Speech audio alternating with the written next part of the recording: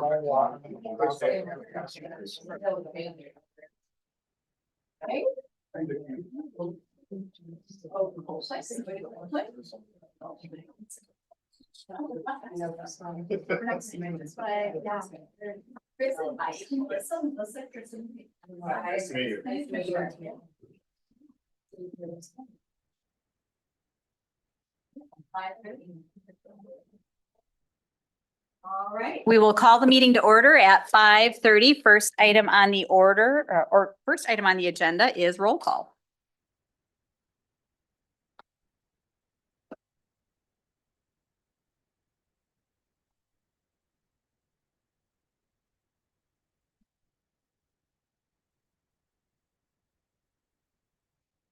All right.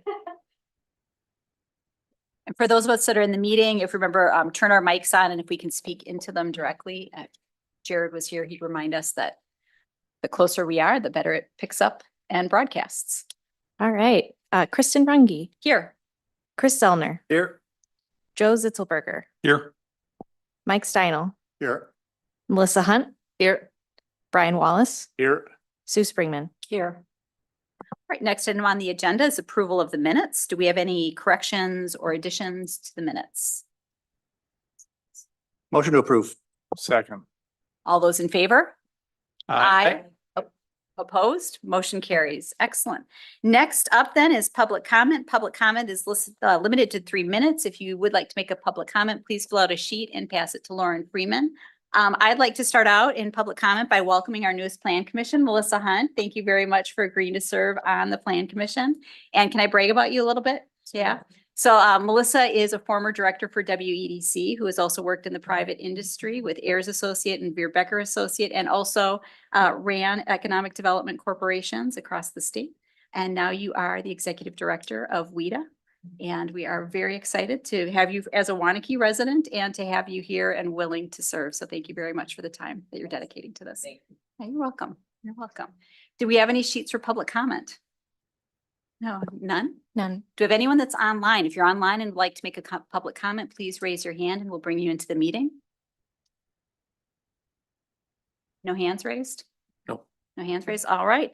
Then we'll move on to the agenda. Our first item on the agenda today is a presentation on Heyday Development Concept Plan at North Madison Street and Easy Street. That's page 5 of your agenda if you're following along, or your agenda packet if you're following along. And to you first, Lauren. I'll do a quick introduction here. So staff have been meeting with the Heyday Development Group. We had them come to tech staff and did a kind of a concept review and initial discussions, and thought a good next step would be to bring this project to the Plan Commission to get your input on the concept, and also, discussion on public improvements and what should be required of a developer that way before they get into the actual pre-annexation kind of process. So I'll turn it over to the development group. All right. And yes, you can come up to the podium. And once at the podium, there's a microphone there. And if you press the button, it will turn green.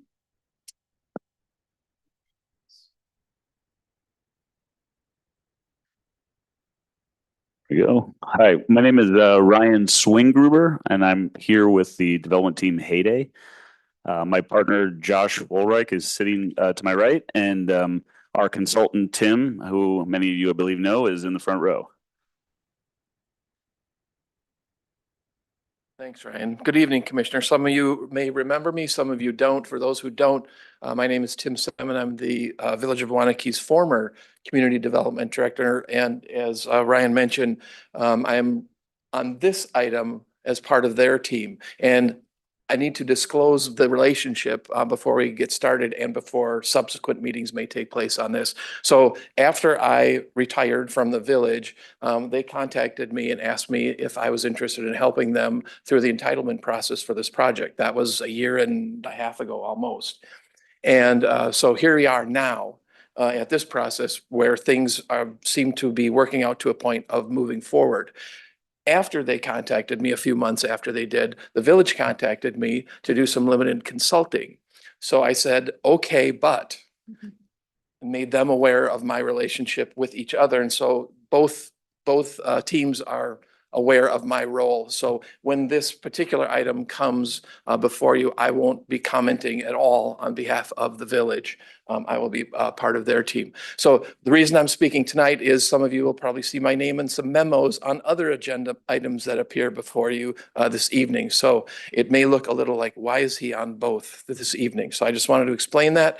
And I don't know if Todd, if there's anything you want to add. No, I'll just only confirm that Tim did disclose that prior to entering into his consulting role with the village. So that was very clear and upfront in our discussions thus far. Thank you.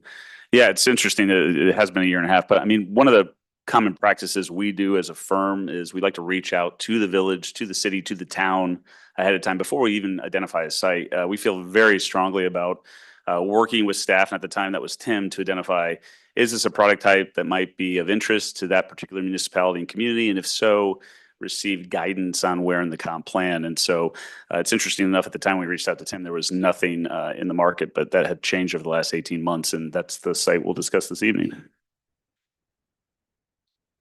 So if you could go to the next slide. So this is a general location of where the property exists. I think it's approximately 68 acres in total, not all developable. There's a significant amount of wetlands to the southeast and to the north. This parcel is at the northeast corner of North Madison Street and Easy Street. And so early on in the discussions, when we contracted and hired Tim as a consultant, first and foremost, we wanted to understand priority number one, the comp plan, right? Do we meet the comp plan?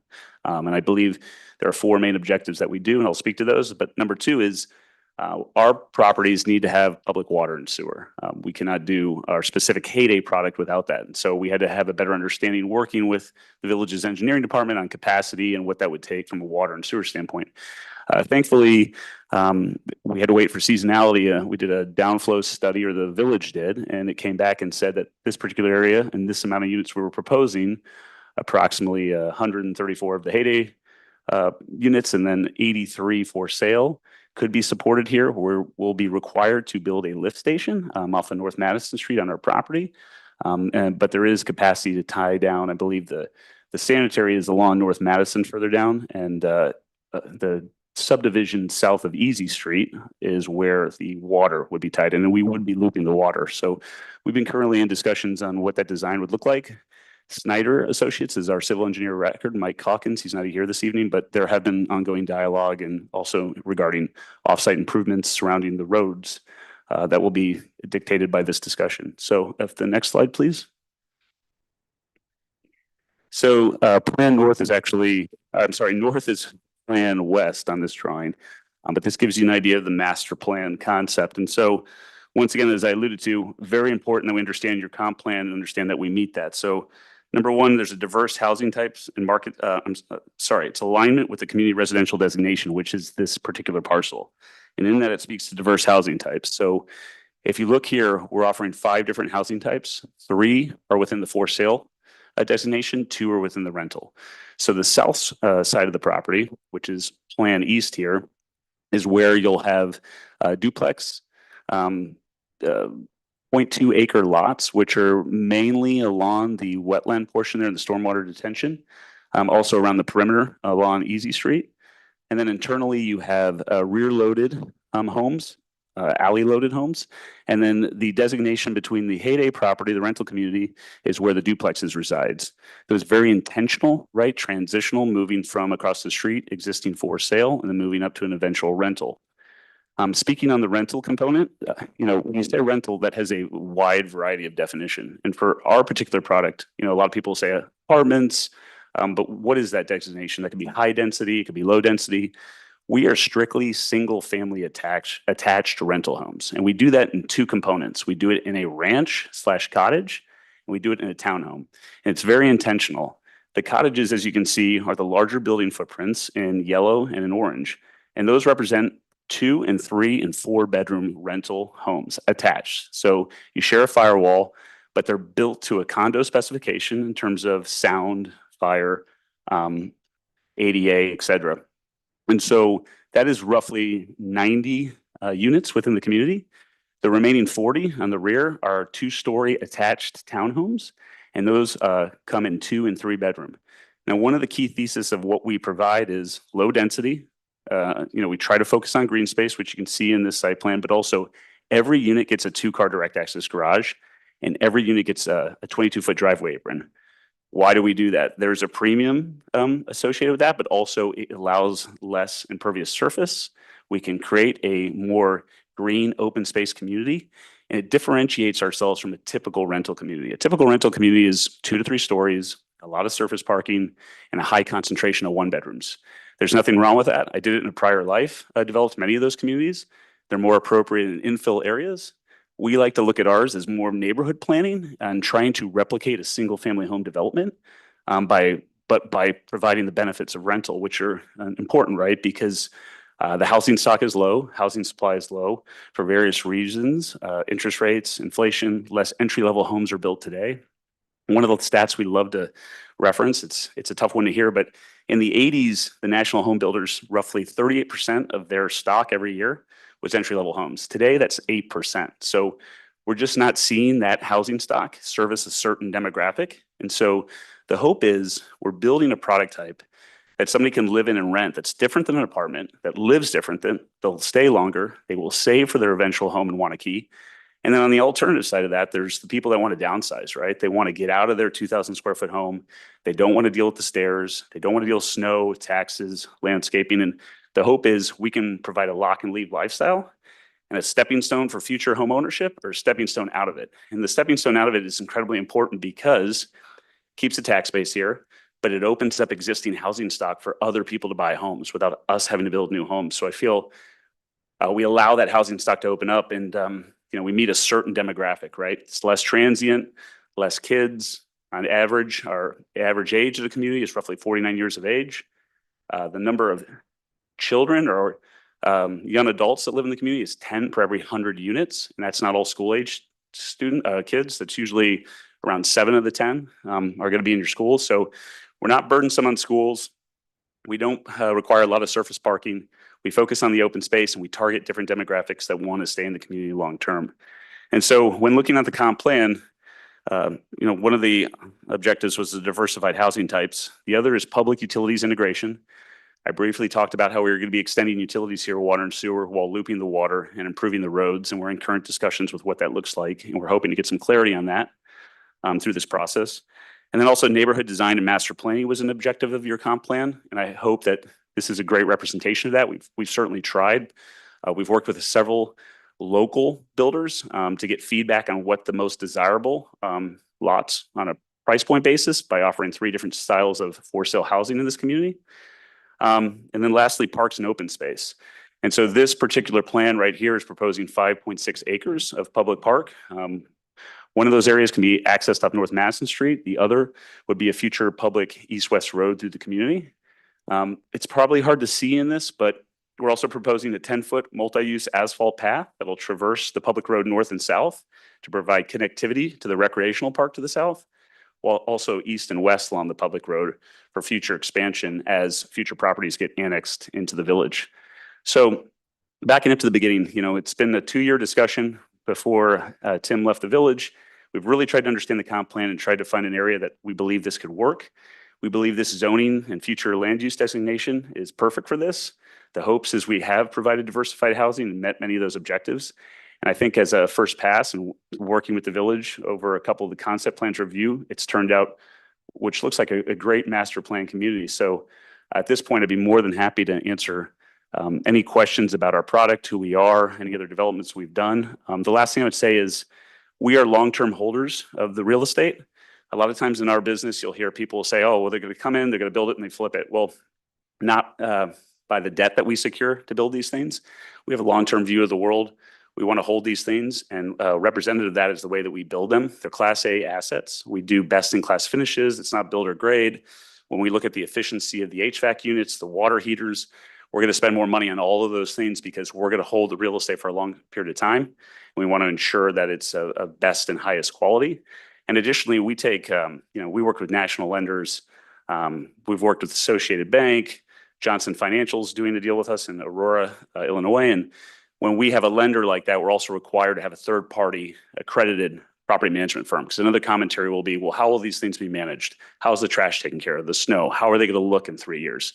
And so we're bound by agreements, covenants in the loan that we have to maintain a certain quality and status because we got to maintain the rent roll and service our mortgage on the property from the construction lender. So there are a lot of checks and balances, but we're bringing best-in-class consultants when we bring these things in front of groups like yourselves. And at this point, I'd love to answer any questions that you may have. So thank you for letting me speak.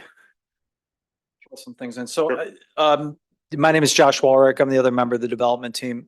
Really quickly, there's a whole bunch of other slides here. You guys may have had an opportunity to look through these if you got the documentation beforehand, but I think it makes sense to just go through the rest of the deck and just highlight a couple other points. So, on the left is exactly what's included on this plan. There's obviously requirements for green space and parklands, and we're meeting both of those. You can see an overall density for the project of 3.8 units per acre, which is extremely low density for a multifamily deal, which this would still be for the portion that is Heyday, which is, again, everything that is not a single family home lot that would be sold to a builder, a Tim O'Brien, a Viridian type home builder that would end up building for sale product on this page on the right side. Next slide, please.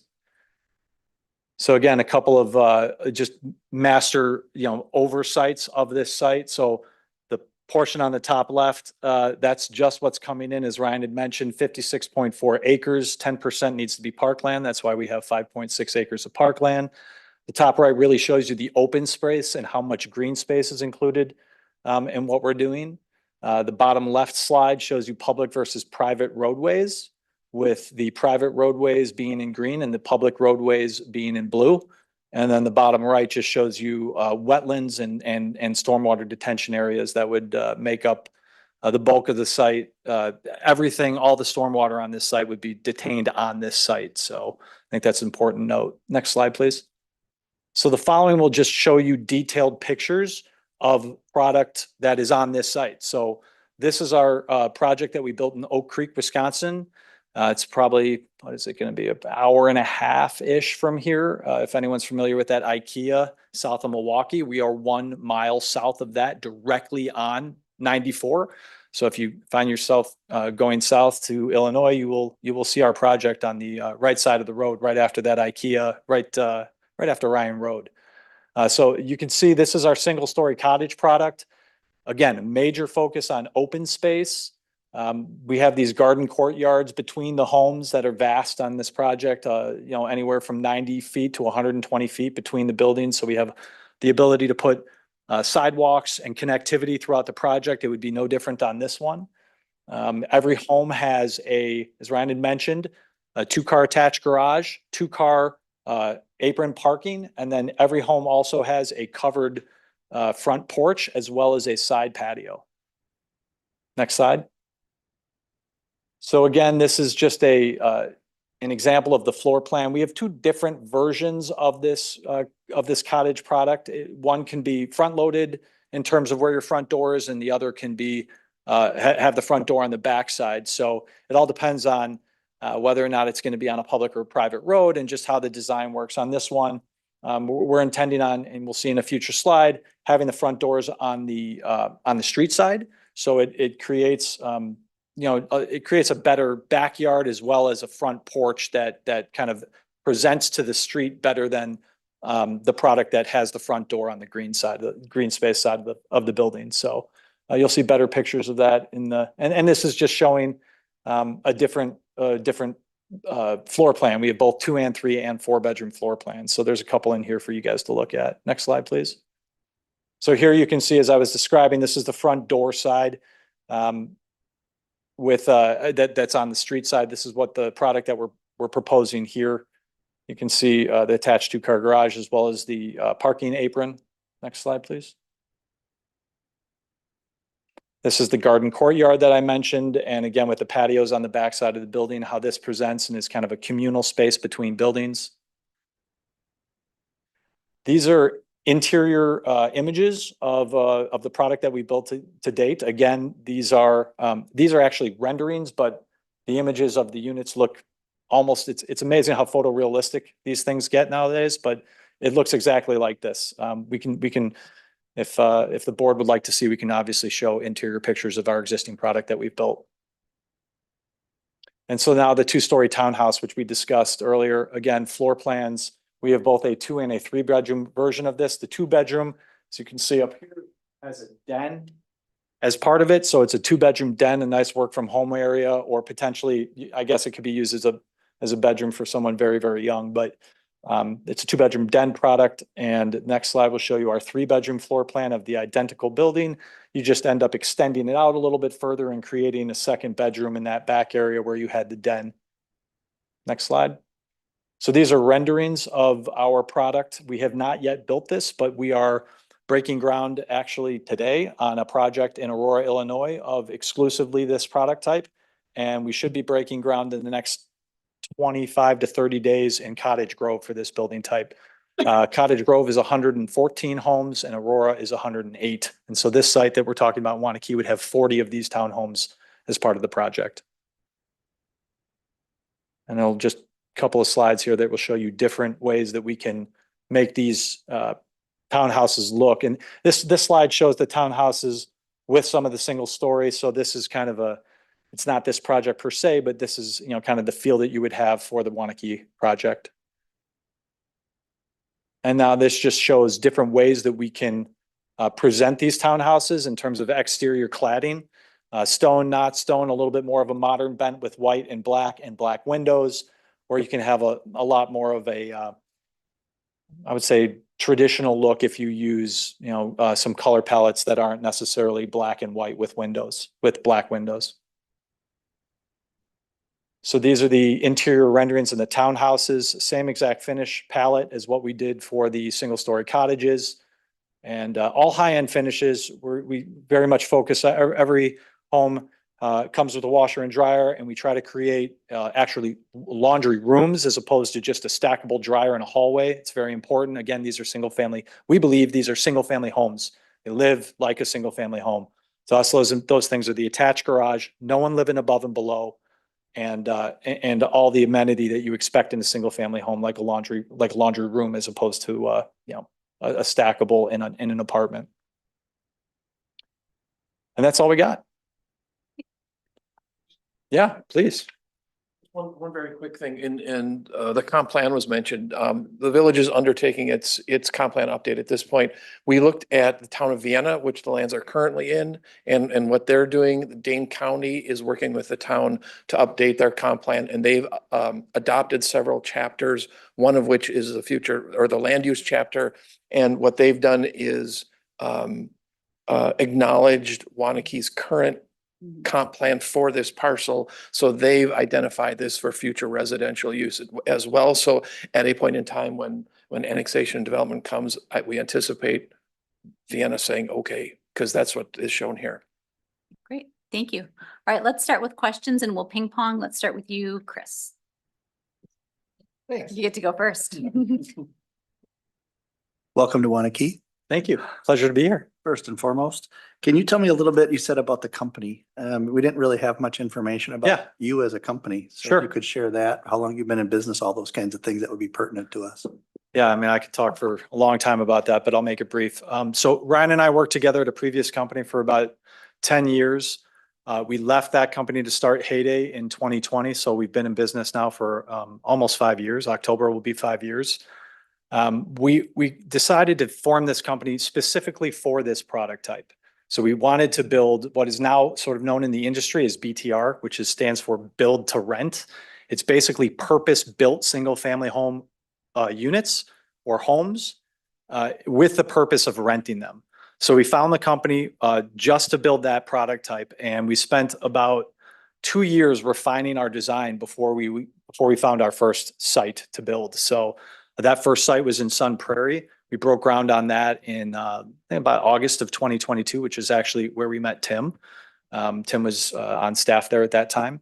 And so we did that project, and then we did the Oak Creek project, and then we did, basically halfway through the Oak Creek project, we realized that to continue to grow the company and have a diversity of sites being available to us, we wanted to design a product that was a little bit more dense so that we could play with our product type in an infill site and also offer a diversity of housing types on a single project.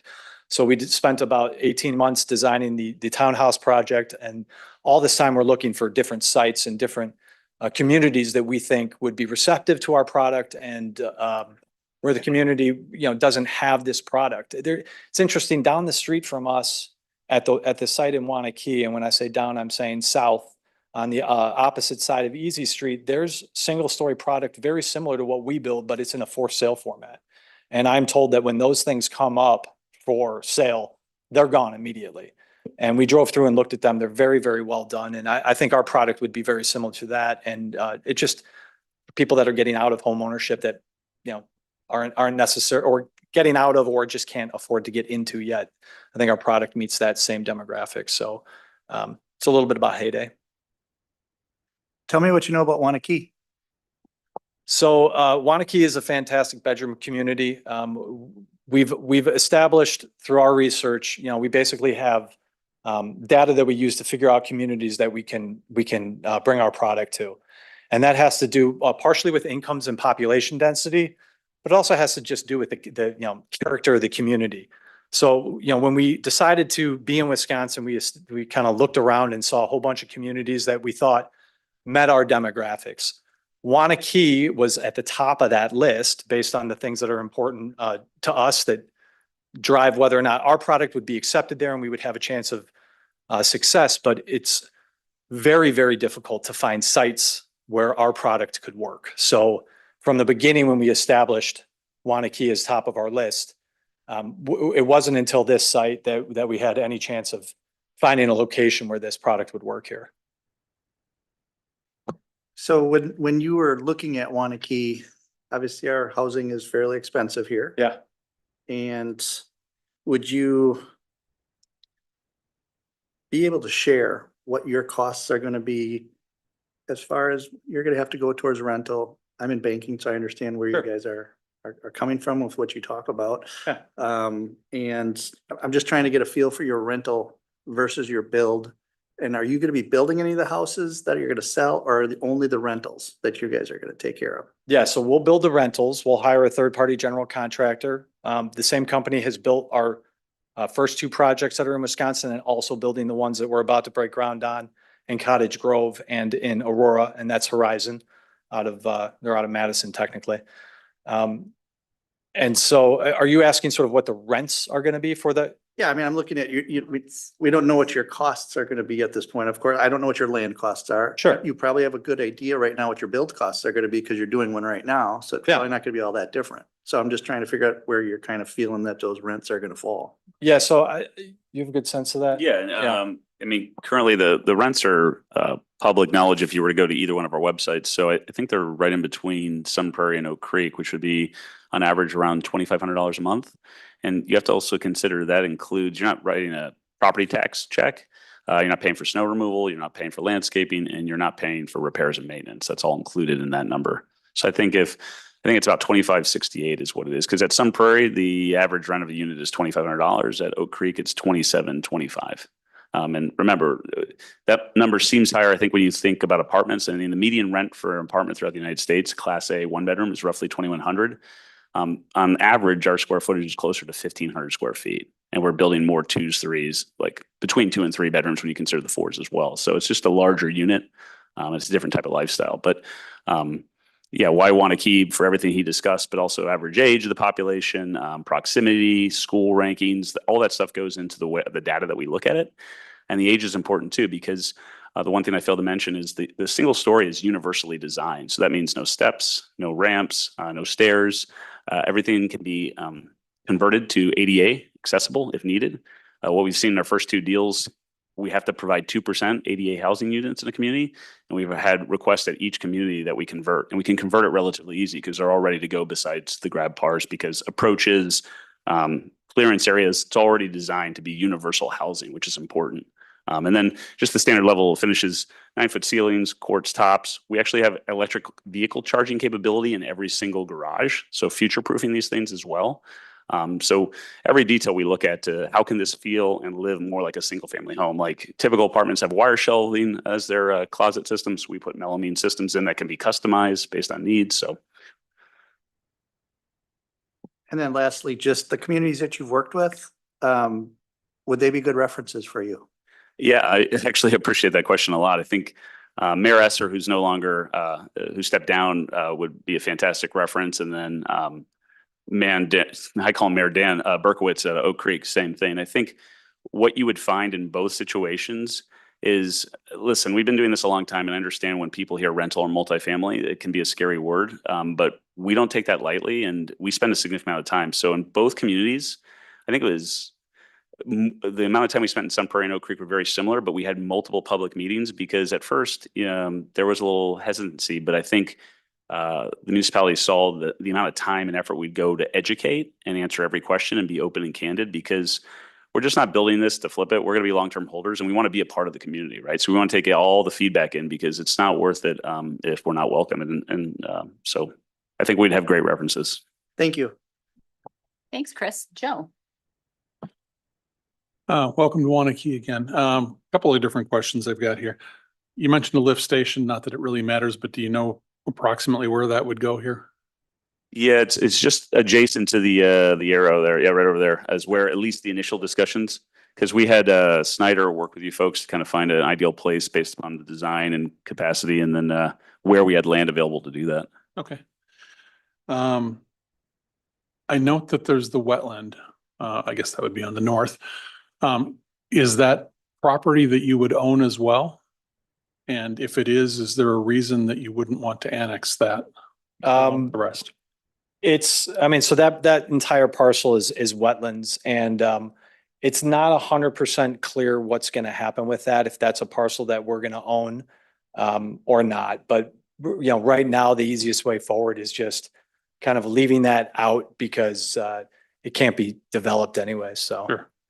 I guess my concern would be that we end up with, even if it is a wetland, sort of this island as other things develop around it over time. sure, But that's a discussion when we get much further into this. sure. One thing I did note in a couple of different pictures, I feel like if this is a product that we end up with in Wanakee, we're going to need more trees than what we were seeing there. So probably a more extensive landscape plan, but again, further down the road. Yeah, I mean, what we would design, the landscape plan would be designed to, I'm sure you guys have basically a code where it's points, and we've dealt with that. So yeah, this is concept, and we would meet whatever code is. Yeah, and those renderings, when we do that, it's just, they're kind of plug and play. We don't want to put too much landscaping. It's a double-edged sword. It looks kind of Totally. sparse, but at the same time, we're trying to show the buildings to get honest, communication on what they're going to look like. Yep. So, but yeah. Excellent. Appreciate that. So this particular development, as we're seeing it, doesn't really have any connectivity to any other development around it when that happens. I see, it looks like to the, I guess it would be the east here, Plan North. I'm assuming that there's a space there. It looks like snow storage, maybe there's the opportunity to extend that road. Yeah, so that will be dedicated right of way, and there'll be utilities put into the property line as required, Okay, but we're just not suggesting building that portion of the road today. sure. I just wanted to make sure that we still maintain that connectivity. 100%. Likewise, when you go, it would be Plan North here. There, it looks like there's one spot where that could happen as well. Is that the same kind of idea? It goes up to the stormwater basin? Yeah. Yeah, this, unfortunately, this is the wetlands, I think that preclude you from doing that. The way stormwater is designed goes all the way to the top. There could maybe be access here. We'd have to evaluate that based on the wetlands. But as of now, we're not proposing that. It's just stormwater detention area. Yeah. We looked at that connection and it's challenging for various reasons, but Yeah. I think Okay. This particular wetland that sticks out this finger here was problematic and trying to get a road through there. We really lose you when you walk away from the microphone, but I got a handheld. Oh, yeah, sorry. Yeah, so I was just saying there's a particular finger up there in the wetlands. It's hard to see, but it's like shaded. I know when we did our wetland delineation, and of course, we'll share that. I think that prevents you from taking a road through there unless you were going to mitigate that to a certain degree. Yeah, thank you. Sorry about that. Yeah. And as I said early in the presentation, both public roads in terms of great question on connectivity, the right of way does exist to go east and west, but both public roads will have not only a sidewalk, but a 10-foot multi-use path for connectivity. It's very appropriate that you go down that question or that comment because I really appreciate the paths that you're putting in there. Would it be possible, I guess, to potentially do paths either along Easy Street and or along Madison Street as well? Yeah, I believe in the so Easy, I'd have to, this is an honest question or answer. I think Madison, we've already planned for it. Easy, no, but that's absolutely something we take a look at. yeah, I think easy definitively. I think in the discussions that we had at Tech Review, I think that was the expectation that easy would have a sidewalk put on there since Madison is going to end up becoming an urban section on our side. I believe it would have a sidewalk as well. Yeah, an urban section has the sidewalk for sure. Yeah. All right. Yeah, that's all I've got for now. All right, thanks, Joe. Sue. Thank you. This is very interesting. I haven't Oh, seen it yeah, develop. Sue, your mic. Sorry, thank you. It's very interesting. I haven't seen a developer come forth with this kind of a mix of housing, and I find it interesting that what you're doing, and I can see a market for it. I have a couple questions though. So these must be slab on grade because you're doing universal design. And the one thing I worry about, I'm more worried about climate change and impact on housing and how housing is built relative to water, because this must be kind of lowland over there with all the wetlands, et cetera. And we've had some flooding on that side of town, so I assume you have an engineer looking at that carefully, because Yeah, it's an excellent, so the first thing I'd say is we tie all the downspouts into the underground storm to help mitigate some of that water. Because in a traditional family home, a lot of times you just daylight it and throw the water out. So that's number one. And number two, yeah, Snyder Associates early on, when we bring them on, they'll look at a cut fill, a grading exhibit, because we're incredibly sensitive to that as well. I mean, the townhomes can have a step into the unit, which can mitigate where that slab is and if waters were to rise or flood. But you're right, the universal design, you have almost a zero entry threshold for older folks. So that is a consideration, but we do exhaustive studies on the front end to make sure that we can do a 300-year, 500-year, because we don't want the units flooding as well. So flooding we've never seen before, so. no, believe me, when they say like do a 100-year, you really need to do a 500-year, and I don't even know what that means anymore. But we were very sensitive to that. That's why we tie all the gutters into or the gutter downspouts into the underground storm. But it certainly is something we make sure that is designed properly. I think it's something that's really important. And then, because they're slab on grade as well, there are no basements for people to go into for a tornado. So are you building a room inside these where people can go that will be safe should we get tornadoes? Yeah, we do. Well, the for sale component, they'll have garages, but the rentals do not have basements. Sorry, excuse me. They don't have the basements are in the for sale, but ours, no. The Heyday will not have basements. Is there an HOA who's going to maintain all the green space and make sure there's consistency and taking care of both the rentals and the for sale? Or how are you going to do that? So those would be, there would be an HOA specifically for the for sale. And then it's not really an HOA. It's very similar. We have a third-party property management company that maintains the property. So we'd have a third-party landscaper that was contracted annually to do both snow and landscaping maintenance. But there would be two separate agreements. Have, like covenants relative to how things are maintained by people, architectural review, all that kind of thing that you usually see in a subdivision, just. Yeah, you'll see that in HOA. I mean, from our standpoint, yeah, I mean, so we have a pretty stringent lease that's governed by the state of Wisconsin. And so in that lease, there are things that we have to do to maintain the property. And also keep in mind, if I don't cut the grass or get rid of the snow, people won't rent them and then they'll be vacant and I won't be able to pay the lender. So the lender also has strict covenants to keep up a certain quality and expectation and management. For example, the third-party property manager needs to be vetted and accredited and approved by our lender. So we just can't be just Tim and I going out there and managing it. We have to have somebody that has an extensive resume and portfolio in this. And we use Daniel Management Group. So I welcome you to look up their website. I believe they manage 3,500 units throughout the Midwest. Daniel Management Group. And they also manage our Sun Prairie deal and our Oak Creek deal. And we have fantastic Google reviews at those properties, and our Sun Prairie property is 100% occupied, and Oak Creek is in lease up since construction just got done, and we're 82% leased, 70% occupied, and we should be 100% occupied here by the fall. So if we didn't maintain the property to a standard of excellence and expectation that we have, then people wouldn't rent them. But that would certainly be in the property management agreement, and we're fine agreeing to certain things with the village in terms of maintenance. So the lift station, is that a lift station you need to pay for, or is it gonna be a shared lift station with others development that might occur around it? I know that ends up being a post discussion with developers and often a controversy. We would end up paying for it to have it built. I think the sizing of it would be based on discussions with engineering to see how realistic it is to have other adjacent properties served by this. As Ryan had mentioned in his initial presentation, a flow study had to be done to verify that there was downstream capacity. So I think there's some limits to how much of the adjacent lands could be served by a lift station that ends up, going to the facilities that are down Easy Street, or I'm sorry, Madison. But we would size it however engineering and in discussions with us, however they decided they wanted it sized. And relative to utilities, how far away are our utilities that have to be extended? Because I guess that's a discussion that has to occur as to where So ours end. If we can bring back one of the first slides that shows the overall site in relation to the area right there. So utilities, so water is like approximately here. And so water would be brought down Easy Street there. And no, it's further south. There's three. No, I think it was the third. So I think it was 1, 2, sanitary is I think at this street. That's right. Yeah.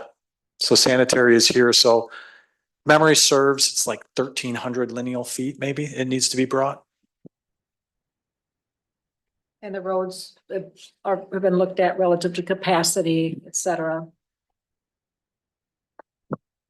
Not necessarily capacity, but we've had discussions on public improvements of the roads. I mentioned in the memo that the discussion currently is to improve Easy Street in Madison along the development on the side of the development. So for Easy Street, it would be the north side. So curb and gutter, sidewalk, et cetera.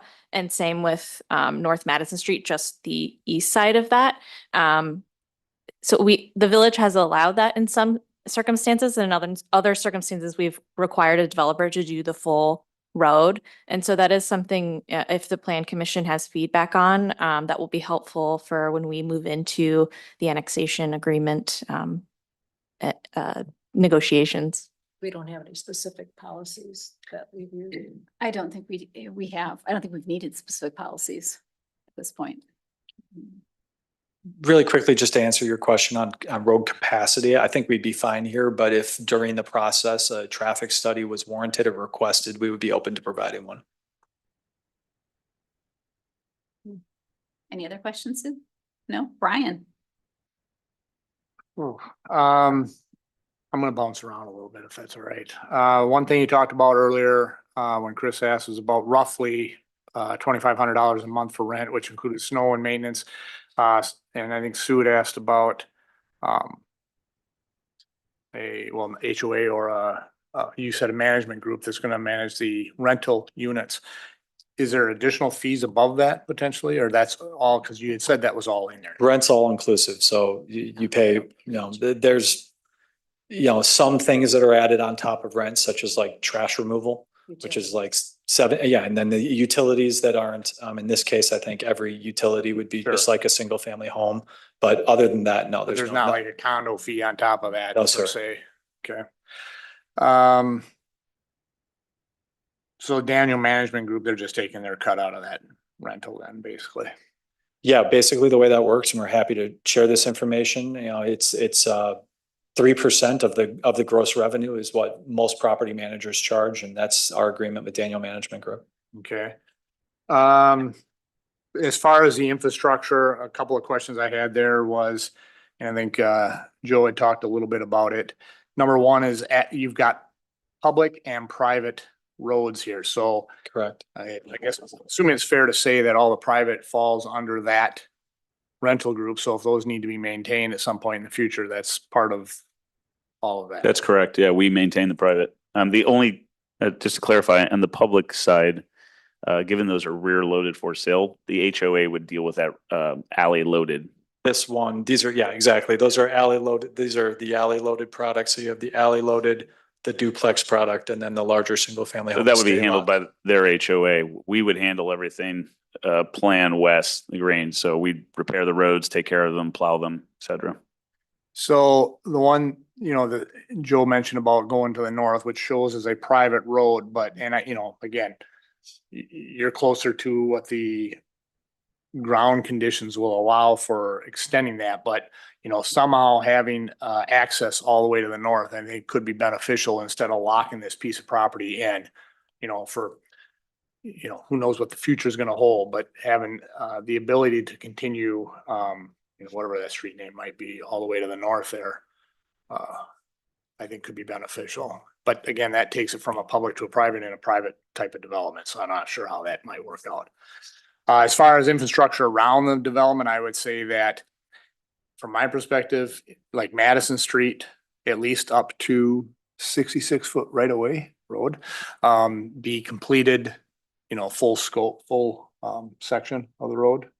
And probably the same thing on Easy Street, just because the property directly to the west of Madison Street, is that owned by the county? Is that No. owned by the county? You're saying this property down here? Yeah, straight to the west, just No. the southern pieces. Okay, but that's, Yeah, this is that's the pretty much county. all wetland there as well. So That's the county piece. This is owned by somebody else. yeah, there might be a little nugget in there, but it's probably something that's not going to be really developable. So having that completed, otherwise it just won't get done, or it'll be on the taxpayers of the village of Wanakee to handle. Sure. So, you talked about selling of the sellable lots. You mentioned Viridian or Tim O'Brien. Brian Holmes. Do you sell them in bulk, the whole flat, or how do you do that? That'd be our goal. So it's a different builder comes in and takes all the lots. We do not build for sale single family homes. So absolutely, we would sell these, and our goal would be to sell it in one fell swoop, if at all possible. It might be a single purchaser that buys it in multiple takedowns, because 82 lots is a large takedown for a home builder. So it could end up happening over the course of a year or two. But absolutely, our intention is to sell that to one or two home builders. Yeah, and the expectation with those discussions with the two home builders is we're putting in all the infrastructure and the roads. So we would make sure that so I just bring that up because in some cases, right, you could have a master plan community, we're going to sell these lots, we do our deal, nothing comes to fruition to the south, or it takes longer, right? That's not the case here. If we're going to go in, we'll put in the infrastructure to facilitate shovel-ready lots to who wants to buy them. As my partner said, honestly, the discussions on average are roughly around 26 months to take down 83 lots if it was a single buyer. So maybe that's faster if you brought in two locals. And they would determine like an HOA more than likely. Correct. Yep. Pedestrian access, Joe talked about that. That kind of goes back to Madison Street and or Easy Street, because I think the intersection at Madison coming from the south up to Easy Street, I don't know that there's a path all the way up there. I think it stops down at the development, but eventually that'll probably be connected. So having a pathway that can connect and get people to either walk towards downtown or whatever, I think is important. you know, whether that's along Madison Street or along Easy Street. That's really all I got. Thank you. Otherwise, it's, oh, I did one question, but I don't know that they can answer. It's probably more a question for you is, I had to get my wording right. This doesn't, resolve, but does this aid in our housing study need assessment I for what we call Yeah. workforce housing or whatever it might be? say in the configuration, yes, because we have, virtually nothing in terms of 3 or 4 bedroom rentals. In terms of price, we're always concerned about price. $2,500 is a hefty rent check for a family. If we're expecting to put families in some of these units, so that's a little concerning. I don't know in today's market how we build something for less than that, though. So, yeah, subsidy. That's it. Is, you know, because 2 or 3 bedroom apartments, that, right? So the attractiveness of this being, even though it's a attached home, single family attached, I would call it, you know. That's whatever. perfect. Is that more attractive at that price point versus an apartment complex on the 3rd floor, right? Absolutely. I would think so. I would think so. So you would know. Yeah. Yeah. Mhm.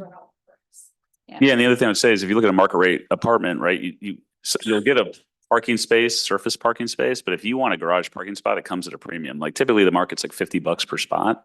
So if you factor that into a traditional apartment, that they're not giving you free parking in an apartment complex, right? You're going to pay for that covered parking. Ours is 4 to 1 every single unit. So it's pretty substantial. And also we'll be happy to share. We always, we look at the data, we look at what the cost of home ownership is, not only in, not only in Wanakee, but Dane County and how we relate to that. And then we'll pull the last 24 months in actual sales, not home values, just what's transacted.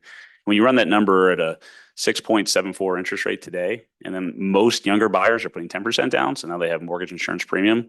You range typically between 20 to 30%. Our product's cheaper writing that check than trying to buy whatever's available in the market if you can find something. And that's part of our narrative too, because we want somebody to come here and save for the eventual home. So if I can't create that spread in affordability, then the question would become, why would somebody live in your community when they could just go buy a house? So we're very cognizant of that. Sure. And we're more than happy to share that market analysis. We do it internally, but we also hire a third party, John Burns Real Estate Consulting, a national firm that shows that data as well, that there's actually a need for it. Otherwise they won't be successful and they won't rent. So.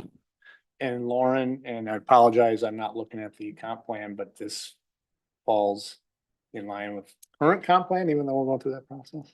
Yep, so it's in, and I actually have the future land use map here ready to go. So this development is kind of up here, this corner here. And so that yellow, if you'll scroll over, is community residential. So this fits in line with what the comp plan, the current comp plan, kind of plans for. Okay. And just really quickly on affordability, I mean, we're very sensitive to the fact that it doesn't sound affordable at $2,500. And it's a big number. I mean, a lot of people in this room are saying that's more than my mortgage. The average size of a single family home in the 1950s was about 957 square feet. That number ballooned to close to 2,600 at the peak. And now it's probably closer to 2,200. So, we are delivering that starter home in this format with our average size at like 1,300 square feet. It's not necessarily affordable, but it really is attainable when you consider what the alternative is. And there's really, as Ryan said, there's no entry housing being built in a for sale format. So it's like this, or it doesn't exist. And we can't tell you how many people we've met on our properties in Oak Creek and in Sun Prairie who have seen this, loved it, wanted to sell their home, wanted something maintenance free, got out on a single story product and is now in maintenance free, and that home immediately got sold to a first time home buyer. But this is kind of that, like, if that cycle of getting out of a single family home that you've raised your family in and doing something different is broken because of the economics of building homes today, this product is not the solution, but it's part of the solution. Yeah, and just to clarify, it's not I don't want to correct him, but not 1,300 average, because our 2-bedroom townhomes 1,472 are 3-bedroom townhome 1,600. And then our 2-bedroom ranch is 1,483, and then the 3-bedroom 1,700, and the 4-bedrooms just short of 1,800. So, I mean, if you think about that, and you create a unit mix of largely 2 and 3s and some 4s, we're hovering between 1,400 and 1,500 square feet. So these are large units. A traditional 2-bedroom in a garden style or high density is roughly anywhere from 1,000 to 1,200, maybe 1,300. And a 3-bedroom in that format's 1,300 to 1,400. So these are larger, more expansive units because we're not building the washer and dryer closet. We're creating a room. We have walk-in closets as opposed to a reach-in. So we really try to we have more cabinet space and countertop space because the expectation is people will live here longer and they want to cook more. And traditional apartment living, that's not as prevalent. So just to clarify that, thank you. Thanks. Any other questions, Brian? I'm good, thank you. All right, Mike? They've already covered a lot of the questions I've got, but I do feel like there's gonna be a lot of traffic dumping out additionally that's gonna probably either hit Madison Street, Division, coming down 113 or something, just to see what the impact of this, because at the end of the day, then it's all dumping on Main Street. Yeah. And just seeing how this was gonna impact our current situation. I know it seems like from Lauren's notes too, that you guys have been talking a little bit about discussions on upgrade of Easy and Madison. And I think those are probably gonna be warranted too out of this, that's gonna have to fit into the village's plan, I would think. I don't know timing on all of that, if you guys have gotten into any details or. On when the upgrades to the streets would happen? Right, Yeah, that would happen as part of the development. It'd probably be some of the first stuff that we would do. okay. It wouldn't be something that like we would contribute and then it would be done later. It would have to be done at, we do all of our civil offsite as part of, anything that we're gonna have to do to bring the utilities up, obviously, is gonna be at the very front end, but we don't phase this. So from the day we start construction to roughly 18 months later, everything is done and built and the roads, You're gonna do, like, knock this whole thing out? everything at once, one phase, one loan, one facility. That's how we've done. Sun Prairie was 170 homes. So, that was a $60 million project, single phase, all built at once. Yeah, and I mean, and that deal had us improving the frontage roads and then creating 2 public roads as well internally to the development. So I think to follow up on that, the annexation agreement would say that we would put these things in prior to us going vertical. So it'd be like a check. And yeah, the goal is we're going to put it all in, get it going. So, and we're more than happy, as you said earlier, to do a traffic impact analysis. We typically do because of our communities are larger by nature and it's the right way to do it. So we can all understand what the recommendations are and then negotiate and agree to how that gets done. So we're more than happy to do that. I was just gonna comment, I don't think the rent's gonna be a lot out of line. Like my son lives on the east side of East Washington, 900 square feet, including its apartment building, including a parking spot underneath. I think he's paying $2,000 a month for that. Yeah. So an We've extra got- $500 for what you're getting here. And we've got a number of people that have left that portion of Madison for this type of living is it more expensive? Sure. But you're getting a lot for that additional, as you said, from a 500 square or for $500 from a 900 square foot apartment, you're getting a lot more for that. So I had, thank you. Right, Melissa, and then you? Just one quick question. Okay, sure. Just for clarification for Mike, so Easy Street is actually east-west. So I think a lot of traffic is gonna take that. I think Schumacher is gonna be important for us to have upgraded and then 113, because that'll kind of avoid our downtown. But Madison is a nice connection into the downtown, so I think it'd be okay. That's right. It's gonna go across Easy Street, but it's eventually, I think most people are gonna be heading south, aren't they? Which is gonna hit one of those, whether it's Schumacher, Division, Madison, Yeah, they're all but coming this way. I think we have 3 different outlets though, which I think is good compared to most of our subdivisions. Melissa? Well, hey guys, we worked together very briefly when I was at Beerbicker, so we've crossed paths before. This is my first time on this side of the table ever. I've always been either there or out there, or standing at the podium, so I'm excited to just ask a couple questions. And on the rental rate side, I mean, you guys run all your calculations, so you've already know that there's a need here to meet this. When you talk about affordability at 30%, you're looking at 2 people who make $50,000 at $100,000 a year for a family. This is considered affordable at $2,500 a month. So I'm sure you've already ran all your calculations to make sure you can get your ROI out of it. Yeah, and really quickly, just on that point, I can tell you in communities that we've built that I don't think have the same socioeconomic profile as Wanakee, our average household income for our homes are somewhere between $130,000 and $140,000. Yeah, so you're easily then meeting the 30% rate of what would be deemed affordable. So is easily attainable then in a community like this. So thanks for sharing those numbers. I'm glad you could share the rental rates. So almost everyone hit on all my questions. You had mentioned a couple different builders. Are those the ones you're considering? I think it'd be interesting at some point to understand, especially since you're doing the build out and there'd be an HOA component, just making sure when you came forward, who you think you're gonna have to either put that together or have them put it together for you. Who those builders were would just be interesting. Because I know some of them like to do the whole shebang and some of them don't mind sharing. And so Yeah. you just hate to get stuck where we somehow end up in the middle at some point, understanding different builders. I know it's happened in a few of our neighboring communities. So that'd be my one comment there. I assume those are the builders you're chatting with and maybe some others in the area who are looking to expand. We've primarily been in touch with Tim O'Brien Homes. Okay, yeah, and they're doing some cool stuff all over. So I know he hasn't been picking up 83 lots at a time, but they've been doing some neat stuff. Second, on the kind of wet loans and tied to the, I think, two pieces, if you guys don't necessarily own or come in with a full, I think everyone else echoed concerns about then the road doesn't get developed around there or sidewalks or something like that. I'd have that same concern, trying to understand who the owner is. And since it's so connected to this site, making sure that there's some sort of connectivity from a pedestrian standpoint, understanding how all that comes through. And in addition, on the one-sided, I'd have the same concerns. I live in a neighborhood here that not all the street was developed around us and it's a real pain in the butt.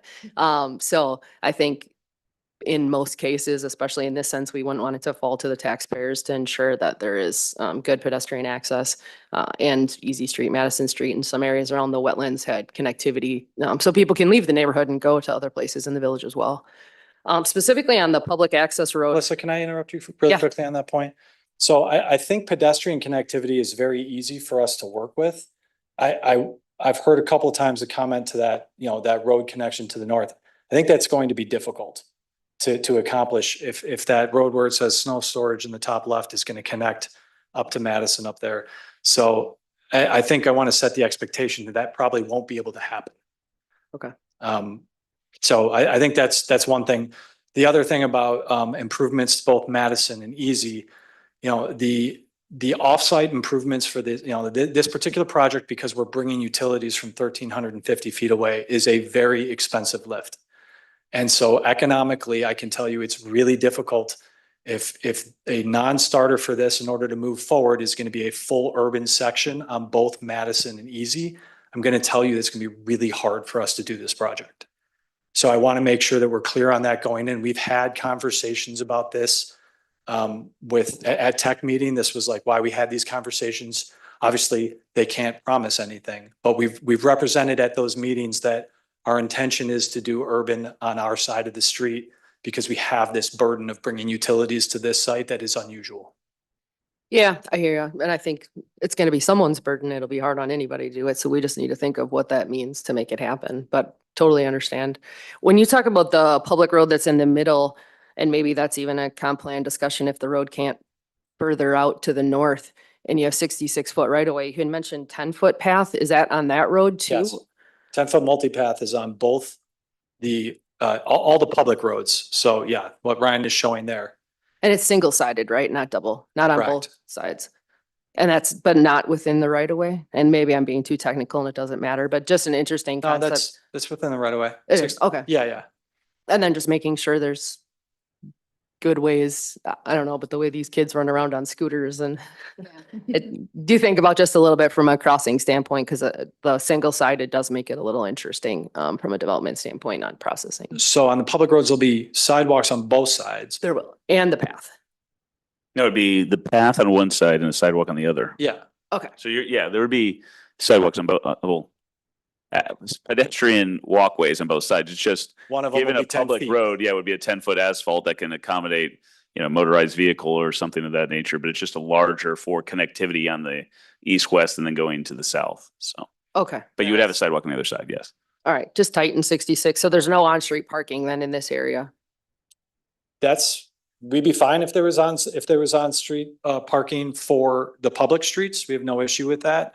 Our network of private streets, we do not allow for on-site or on-street parking.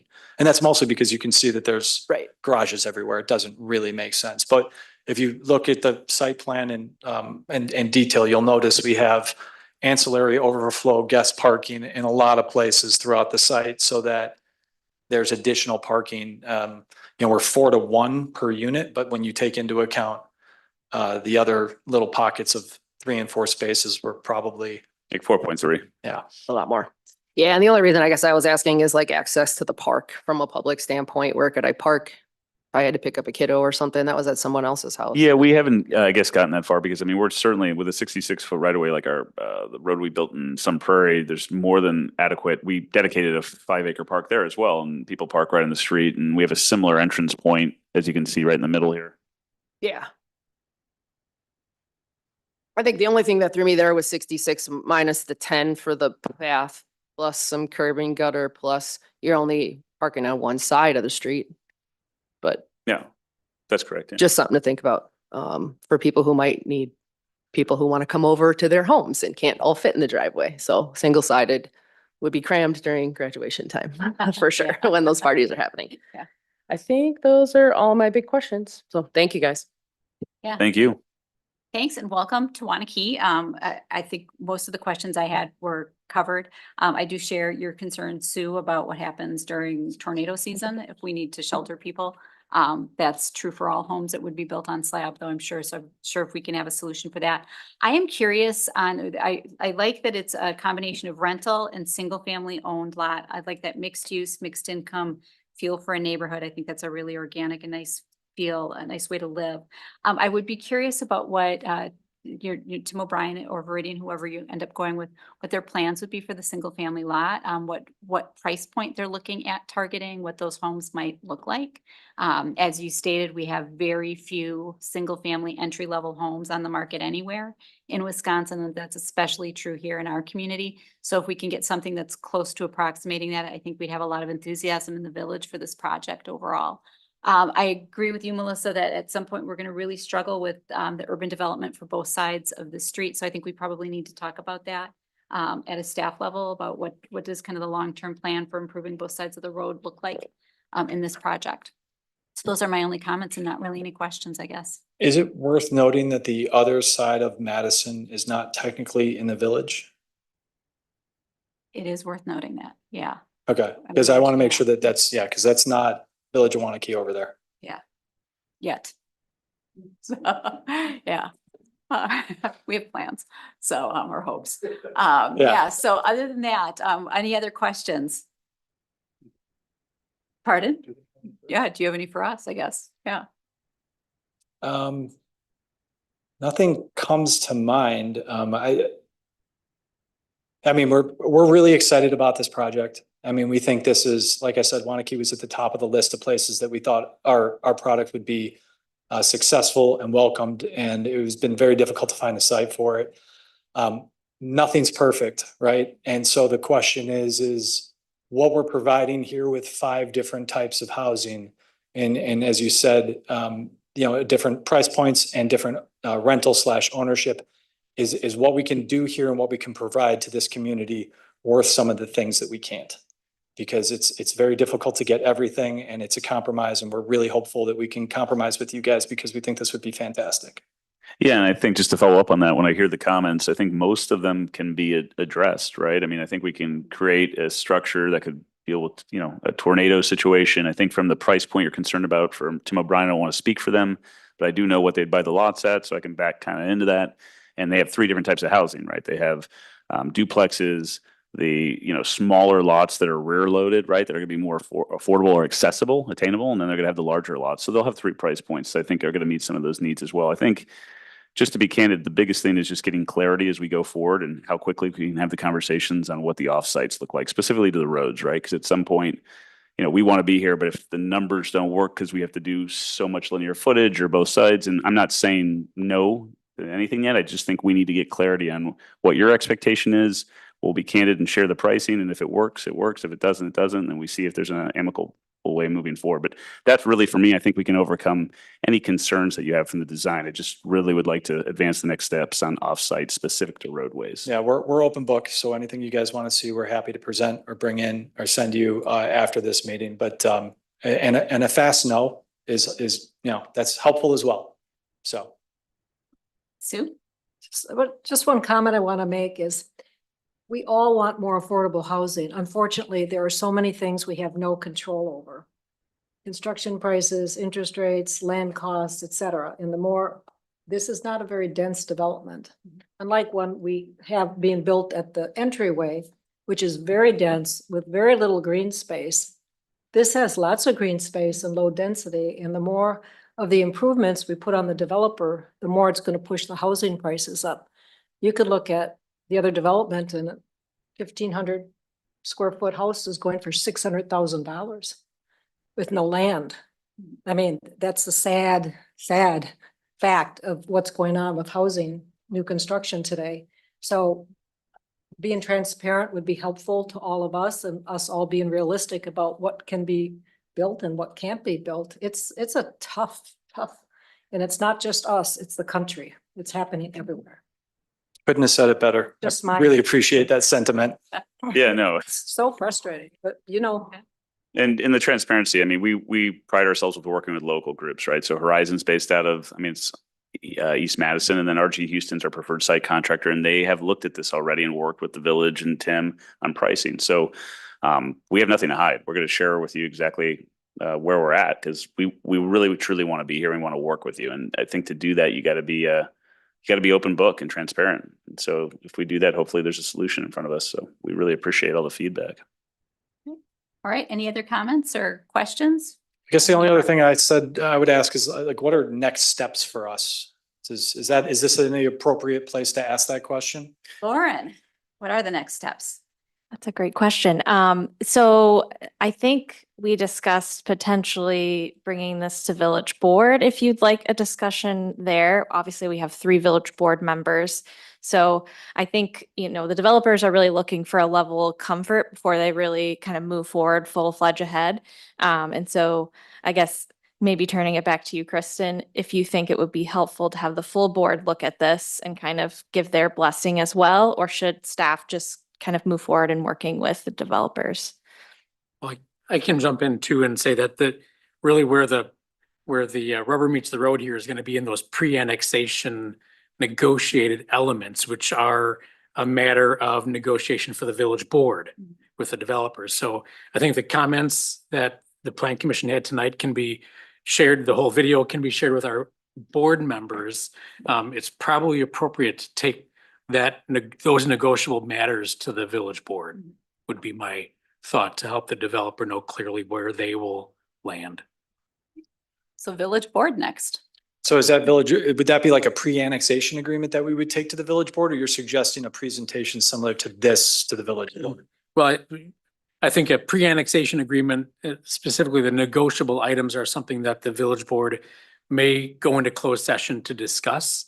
But the full board may benefit from a presentation, or at least an opportunity for some discussion, Q&A. This is recorded, and we can urge the village board's consumption of this prior to the meeting, which is probably a good idea. You've done a nice job with a thorough, complete presentation. I think the commission's questions added the right sort of context for the board, so it probably doesn't have to be as robust, Okay. but to address some Q&A possibly prior to that, and then board discussion on the pre-annexation agreement. Yeah, it's an involved village board, and they'll be interested to ask a few questions after they watch the video as well. Okay. Well, then we'll see it. Yeah, what is your time frame? I guess that's a question. I mean, It's, we would, if the next step is doing a presentation like this at village board, then we would be at the next possible village board meeting. yeah, that's next Monday at 6 o'clock, and that agenda That's isn't, really quick. that agenda isn't set in stone. We can certainly add this item for discussion to help I know. facilitate your decision making. Other than both him and I being out of the state, We can accommodate remote participation too. I think I only because I like this interaction. I think you lose something remote. We want to be here and be able to present in person, especially at that level of, village board is, that's where the decisions are made ultimately. So if we can't come to Mondays, we would then look, I guess it's 2 weeks from Monday, maybe. August 5th will be. I would say in the least, we can include this for discussion to gain insight from the board on what they might have for expectations in a pre-annexation agreement. Your attendance may not be necessary for us to at least start to gauge the board on some of those details, but why don't we discuss offline? Okay, that works. And Chris, did you have a comment? Oh, I thought you moved to Mike. Yes, yeah. My timeline question had to do with when do you want to start your construction? Like break ground. your I mean, project? all this is as quickly as possible. Like we have no impediments to what we need on our side, which is, you know, the important things are equity and debt to get this going. That's, you know, we're lucky that those things aren't difficult for us at this stage. So it's simply how quickly can we get the approvals to start? I mean, if you told me there's a way to start this fall, that'd be amazing. But That's all right. That's all right. I would say if you guys gave us a path forward to start in fall, we'd be all over it. But Yeah, and I mean- my gut is that's And, not well, and possible. to be candid, I mean, we've been underwriting this as hopefully starting a year from now, right? So in a perfect situation, we're out there in the summer next year, you know, moving dirt and doing it, but Great. Thank you, guys. Yeah, great presentation. thank you so Appreciate much. your time. All right. Item number 2 on the agenda, discuss and take action on a site plan and CUP application for 606 Reeve Drive, and this is for final action by the Plan Commission, and it is paid. Sorry, we're actually number 1. Yep. If I put my glasses on, I can see that. Discuss and take action on an ordinance amending section 129-159 of the subdivisions chapter of the Wanakee Village Code for final action by the village board. All right. Glasses are important, we find out. Yeah. So at the last Plan Commission meeting, we brought this ordinance amendment and had some discussion about whether to allow fences in utility easements. We had a lot of good discussion at that meeting. There was not a comfort level at the time to move forward. And so in the meantime, staff kind of put together some additional information for the Plan Commission to help maybe make a decision on this. So I'm going to turn it over to Tim, and he's going to provide some more information for you. Thanks, Lauren. If you can go to the next slide. Included in your packet, and I'll get to this, this is not in the packet, so I just wanted to explain this. You'll know what this is, but we took some time to research what some of the other Dane County communities have in terms of regulations and ordinances related to fence placement, and that's included in the packet. And as you'll see, there's no, I'd say clear, use the term winner consensus among communities of yes, it can, no, it can't. There are different options for different scenarios. So what I'm showing you right now is an excerpt from 2 different plats. The excerpt on the left side of the screen is from Heritage Hills. The excerpt on the right is from Northridge Estates. There's no real reason to pick those other than to demonstrate that utility easements are located in many different places. They can be on a front part of a yard, side part of a yard, or a rear part of a yard. And that's really where the arrows are on the screen to show where they are. So the issue with specific to fences comes in of where are they appropriate relative to utility easements? And I think what we're doing, and I can speak to this when I was here as an employee dealing with this on the zoning administrator side of things, we got this a lot, not just from developers. I'd say probably more so from property owners of what do you mean I can't X or Y? What do you mean I can't put a fence on my property line? That's my property. Well, and I think Brian may have commented on this last month, but utility owners have rights to those easement areas. And I wish Brian was here. I know he's got another engagement this evening. But we believe that there is a happy medium, and it's not a bifurcated all or nothing. And that approach was enumerated in that draft ordinance that was introduced last month, in that fences may be placed along property lines essentially at the owner's risk, and including utility easements. The question, well, how often do utility providers need to access those utility lines? Hopefully infrequently. It does happen. However, does it happen either frequently or infrequently enough to say, no, you can't put anything in there? We acknowledge that that certainly is the easiest thing to do from a regulatory standpoint. But what would be, I would say, a reasonable thing where you want to provide regulations for those living in the community that most can live with?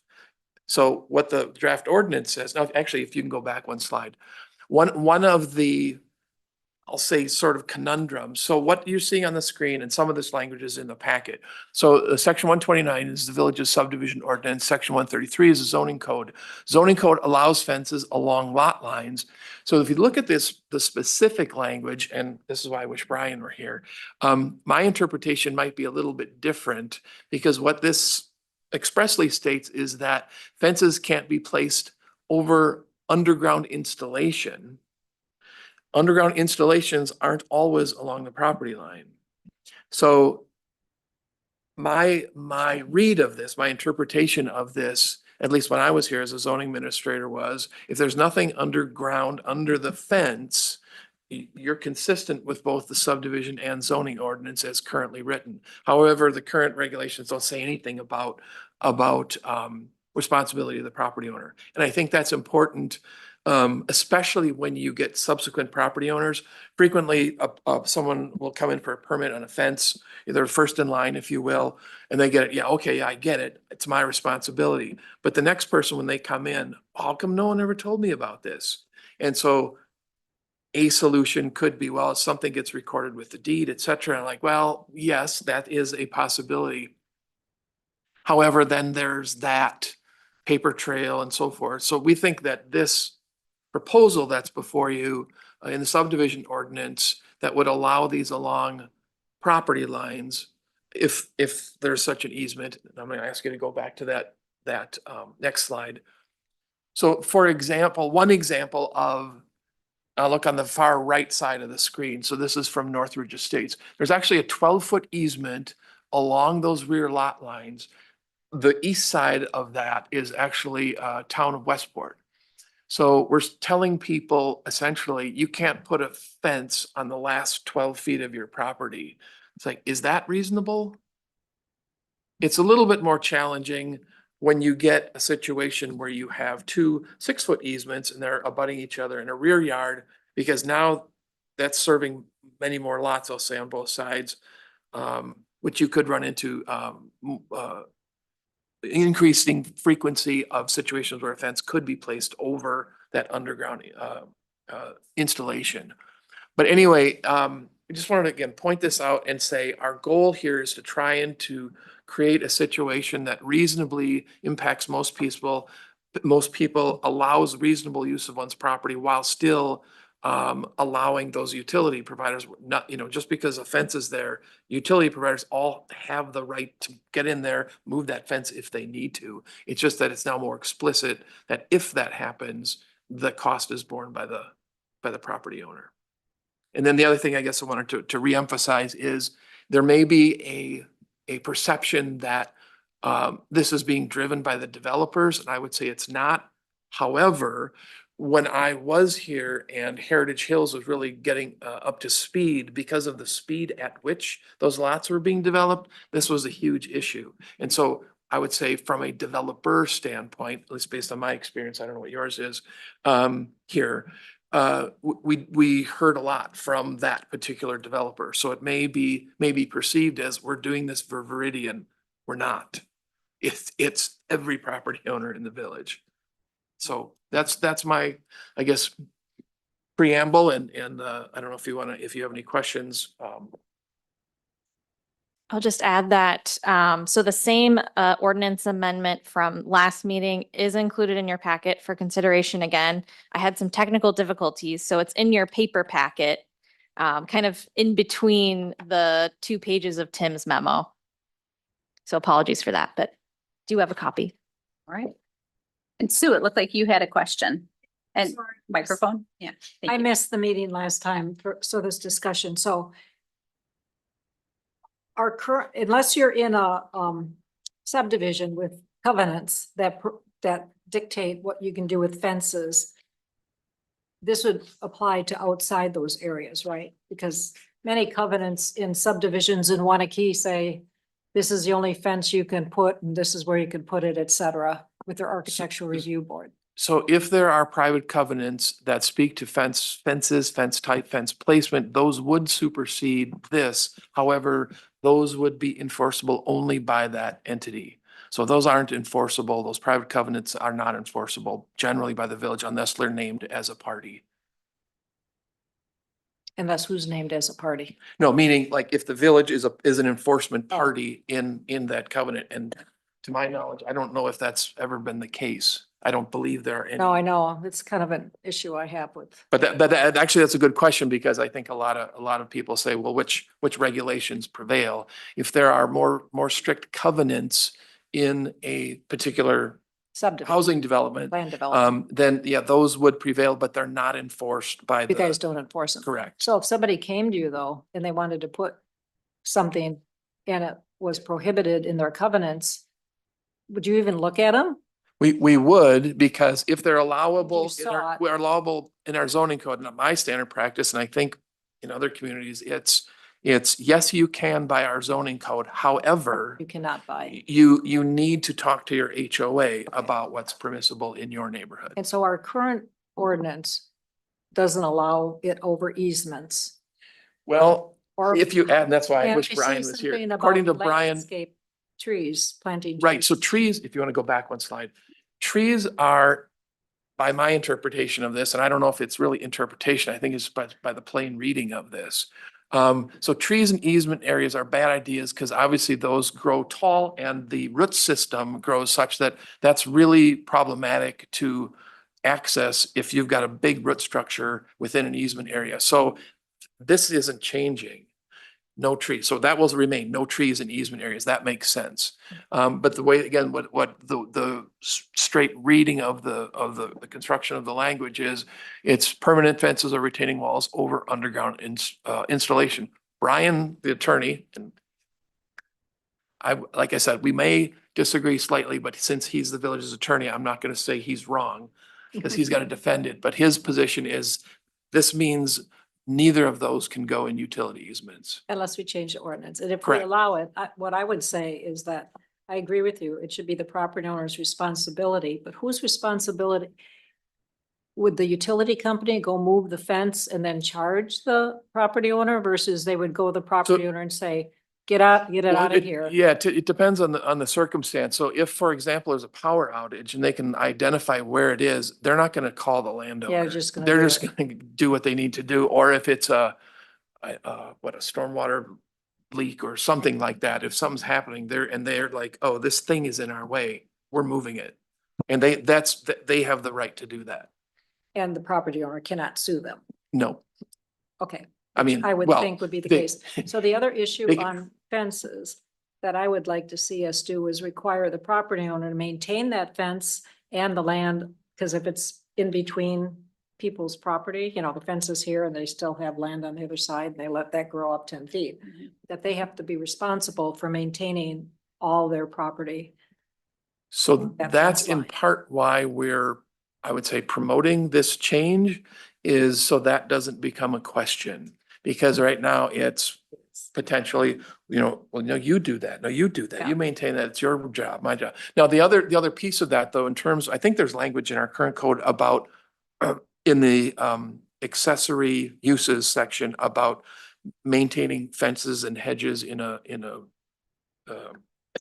proper manner. It's something, it's somewhat generic language, but if we add that to the code, then just recognize that adds another compliance component that someone's gonna have to follow up. And then you start looking at somewhat subjective things of, oh, your fence doesn't look right to me. So how deeply do we want to get into that? And that would be a discussion recommendation you all would make to the board. I'd hate to have it be silent because I have seen some of these fences with like a forest on the other side. All right, Chris? Did this get taken up at utilities at all?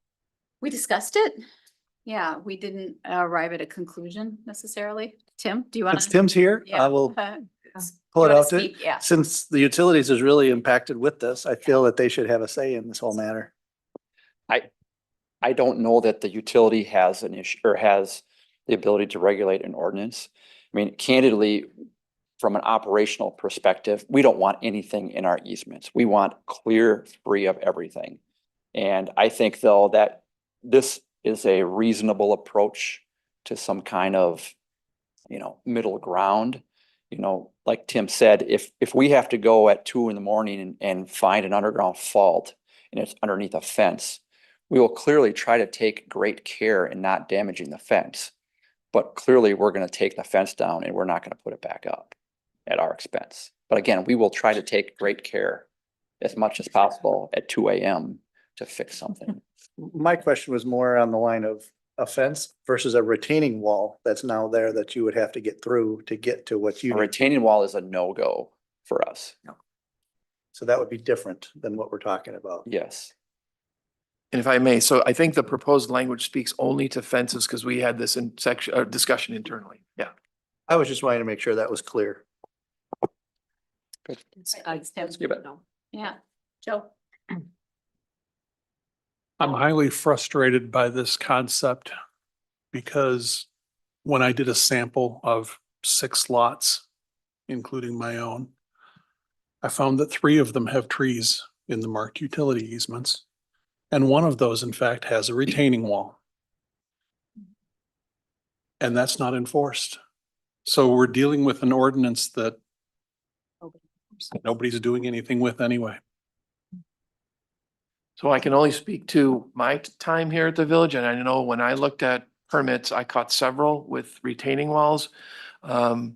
Landscaping, that's a little bit harder. I think now that we have a zoning compliance organization that's helping, that is going to be easier to do in terms of follow-up, but yeah, in the past, I can't really speak to what was done, but I know I paid close attention to that. And I think if folks from Veridian were here, they could attest to that and weren't necessarily the happiest when we let them know that, but. Brian, I have no questions. no questions? All right, Melissa? I just had two, being new to all of it. I mean, are there places that fences are already in easements that we just don't know about?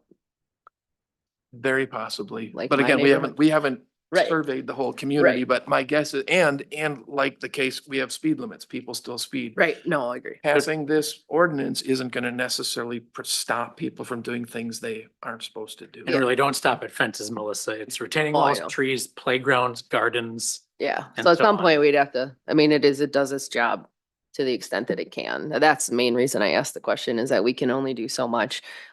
My 2 cents is you can put a fence anywhere you want if it gets damaged or the utilities do it. I mean, lots of HOAs in other communities allowed. It's pretty common that they're allowed in random communities similar to ours, I guess I'd say. But I had a garden bed in a previous home that I owned in the utility and they came and ripped it up one day.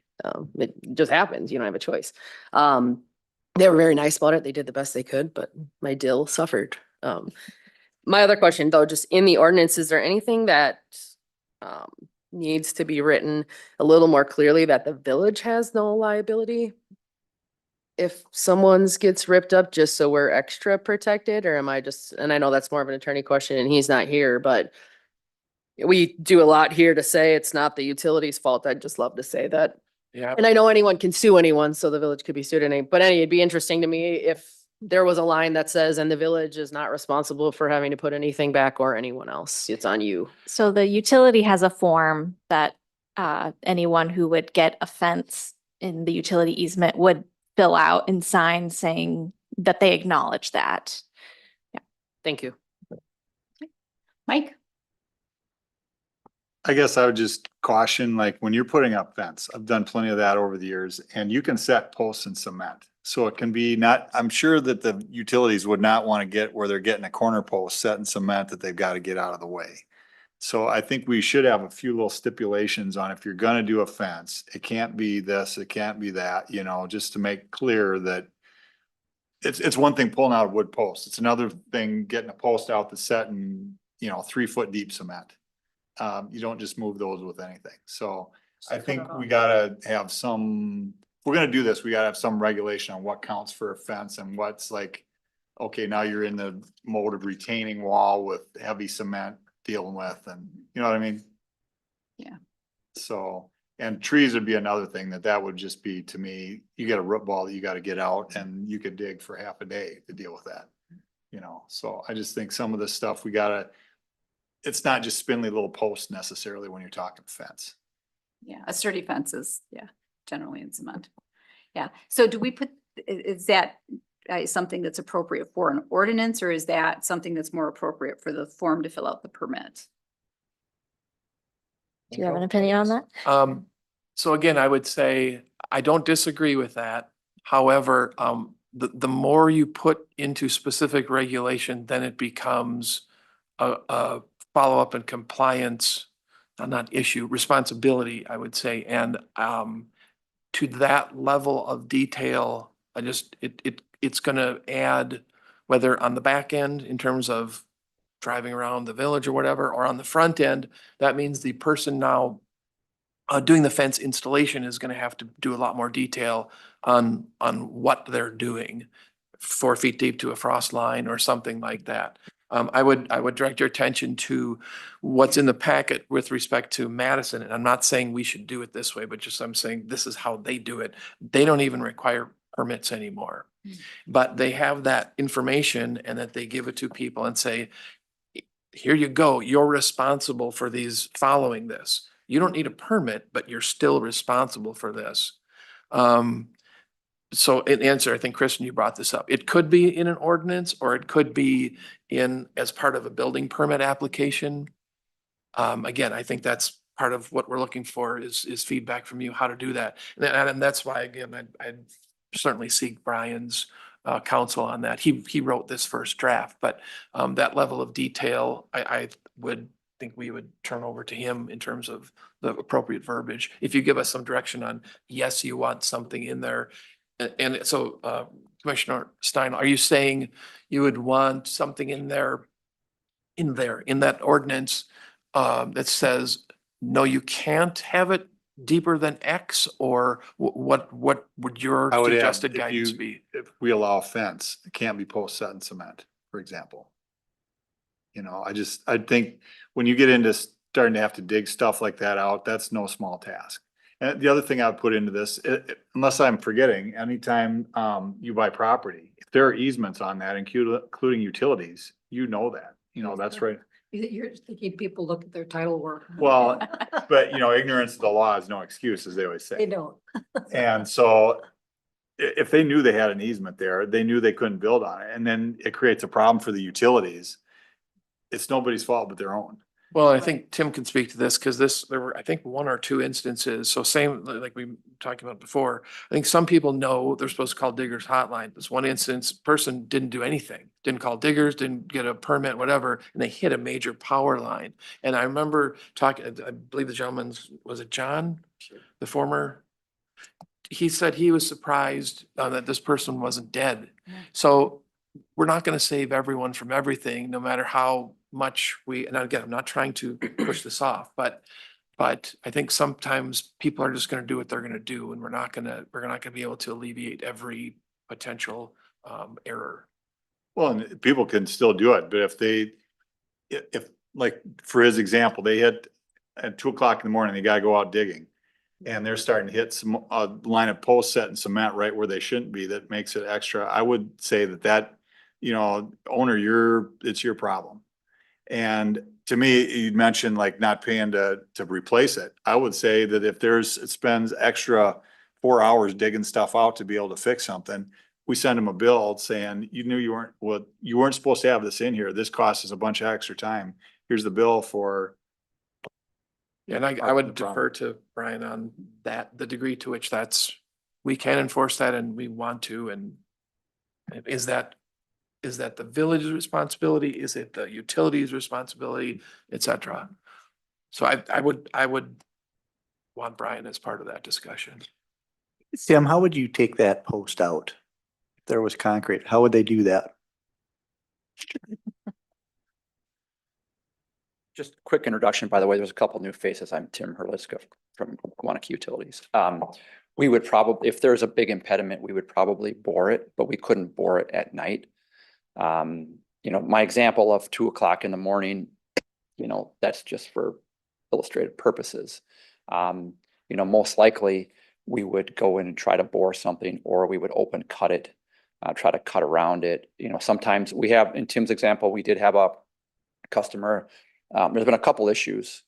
This doesn't happen often, but there's been a couple issues where we've had fences that have cut our wires. And one recently was a cement one. And we charged the property owner for going in to fix that.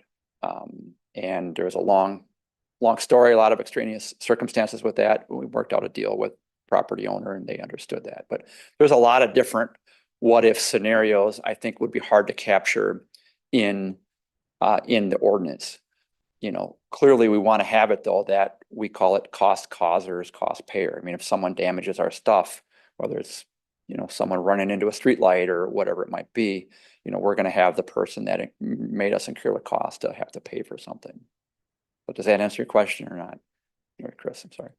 Yes, I think that you just brought up the other point that I was gonna make is if you're, whatever it is you're using to take things out, if that gets damaged, who's paying for that damage? We would try to push that on the person that caused the cost, wherever that might be. Is that enforceable? Again, I'm not the right person to answer that, sorry. Other questions, Brian? Yeah, how many instances, you mentioned one where they cut the wire, but how many instances over the past couple of years have you had where you've been obstructed by something like that, like a fence or a retaining wall or anything like that to a call? I would say that we're fortunate to have a lot of our infrastructure and structure in the community to be very new. So we don't have a lot of issues. And I can't think of a specific example where that may have happened. I know there was an issue on the water side where there was a gigantic retaining wall on like Palmgrass Way a couple years back where we had to move gigantic boulders out of the way. That's the exception. On the electric side, I don't know of a specific example that we've had. It could have happened. I just don't know if there was a specific example in the last couple of years where there's been a retaining wall. Okay, so someday that not enough infrastructure not will enough to fail. note. Correct. I would agree with that. Yeah. Okay. Not enough. Sidetrack on the water a little bit. The easement is to your shut off?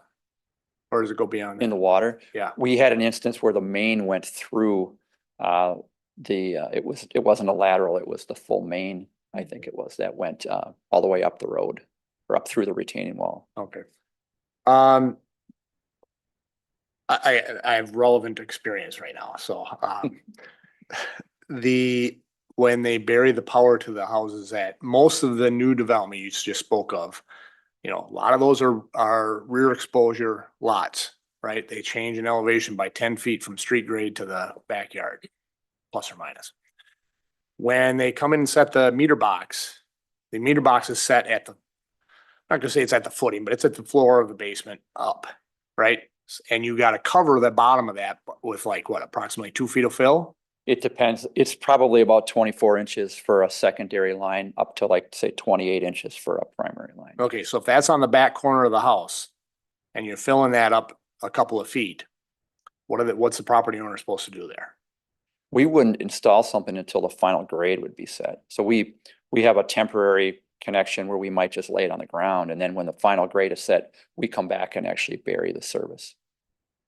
Then if somebody impacted the grade at a later time, we don't want it to be too deep or too shallow. It can't be too shallow, and too deep just causes problems later on down the road when we have to replace it. And when you say final grade,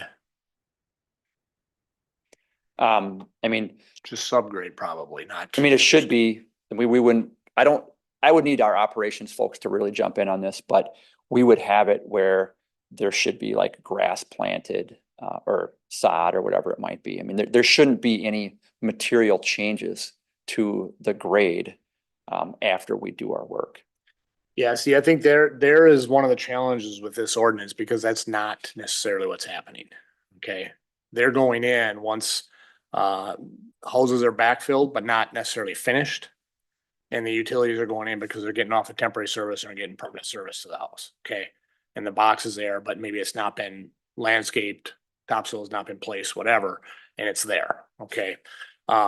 Therein lies part of the challenge with the ordinance here as it talks about, retaining walls, because if the retaining wall was in ahead of time and there was space to get to it, right, to create that opportunity to get to your box, then your utility can work around that. Like if they have a box and they have an opening that's 20 feet wide or 10 feet wide, that the utility can come in and make a 90 to get to the house. You don't have to worry about going through the retaining wall is not on top of the utility. Problem resolved, at least from a retaining wall perspective, right? At least that's where I see it. It could be though that like when a secondary line, if we have a main line in the back of a lot, the secondary line coming off that main line would not necessarily be in a utility easement because that's just dedicated to that one lot. So the easements we're talking about are just the main lines running in the back or the side. So you're not talking necessarily about access to the properties. Because that's you had the drawings up that had actually side easements as well. So does we that- might have, say, a power line going on the side of the house that could be going to serve a street light in front of the property. And sometimes we have our primary lines running through a side lot, but mainly it's going to be running through the rear lot. So is there concerns about retaining walls in that capacity, in that situation? Absolutely. In any On a easement- side lot? Yes, Yeah, we would not want that. We would not allow that. we're not though talking about ordinances to change the It's rules. in on here, right retaining here. It walls. says to protect all utility easements, including facilities located therein in the grades, blah, blah, blah, blah. No fences, retaining walls, trees, bushes, or other landscaping or structures shall be placed or located within the utility easement. Yes. Are we looking at changing that tonight though, or just the fence? Oh, is this Just not the this fence. is, Well, the only- this is the ordinance. The only allowance for a thing in the easement would be a fence. So yeah, that last sentence on where you were referencing A says notwithstanding the preceding sentences, a property owner may place a fence within a utility easement subject to the following conditions. But So it you kind of still lays can't- out, nothing can go in an easement, but Yeah, so no Fences. retaining walls, no plantings in that 2 foot from the side of the lot to the corner of the house, Correct. which is Except where the every fence. resident that has an exposed lower level has a retaining wall of some sort in this village. And so that's a challenge. And I understand what you're dealing with, but that is a challenge. And to Joe's point, or maybe not to Joe's point, the other thing I was thinking about is no fence is going in when the house is constructed. Okay, so what we're doing with this ordinance potentially is we're transferring all responsibility to utility easements from the builder to the homeowner. So the builder is not held to anything because they can bring a utility in and finish the yard with a retaining wall over the top of the utility and nobody's saying a thing. But as soon as the homeowner wants to put a fence in, they can't do it This would allow unless they them. meet all this stuff. Yeah, but this Well- now they can't. This would allow them. Yeah, but there's a lot of conditions here that allow that. Yes. You know, I mean, short of signing the firstborn away, there's quite a bit here. So if we keep it the way it is, you're not allowed to do it at all, put a fence in at all. If we change it, you're allowed to put a fence in, but with these conditions. Correct? Am I getting, Correct. yeah, correct, okay. All right. So we've had a good thorough discussion of this. Do we want to wait until Brian is here to ask questions about enforceability? Are we comfortable with changing this? What are your feelings? I'm feeling we're a little bit over the map here. Can I ask one more question? Sure. Do you feel like you'll be able to enforce this? Or feel good So, about processing it moving this forward? provides clarity for us in the front end of it, right? So when we're approving permits, we know it clarifies exactly, yes, fences are allowed in utility easements, and we have a process for that. Currently, as Tim pointed out, there's not clarity. But as we've talked about, people do things that aren't allowed, and that's the piece that's a little bit harder to enforce. Obviously, Won't change either way, though. correct. I mean, that's still gonna happen whether this is in place or not. So your recommendation is this is a possible solution that you could make work. I guess we don't want to make anything harder on you. In the end, it impacts all of you more than it impacts any of us, except for the complaint we maybe get, right? So if you think I guess my 2 cents would be, unless people are adamantly opposed, you're gonna all have to figure it out in the end anyway. Let's do it.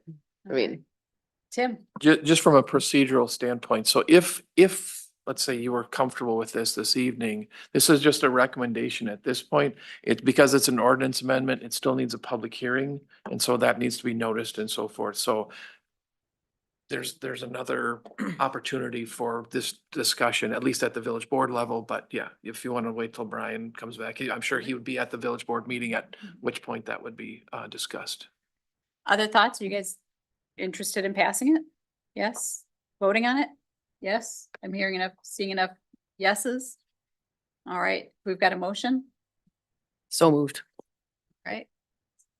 Any discussion on the motion? All those in favor? Aye. Aye. Opposed? Nay. Abstain? I'm gonna say no. Okay, so we have 2 nays, 5 yays. Can you clarify the nays? All right. All right, so motion carries. It'll go before village board. Next item on the agenda. We had some good robust discussions tonight. Now we're on to discuss and take action on site plan and CUP application for 606 Drive. For final action by the Plan Commission, this is page 38 of our packet. Kristen, I'll be recusing myself from this as I have passed. Thank you. All right. All right. So the item before you today is a site plan and conditional use approval. This is for a 2-story mixed-use building at 606 Reeve Drive. It's proposed to have 12 residential units, 5 units on the first floor and 7 on the second floor. And it would have 1 commercial space, about 1,300 square feet. To remind you all, this item came before the Plan Commission back in April, and the commission provided feedback and requested changes to the facade. Want to remind you where this is located. While the address is Reeve Drive, it is very visible. It's adjacent to Main Street. I think that's partially why there was some request for changes to the facade, given its visibility from Main Street.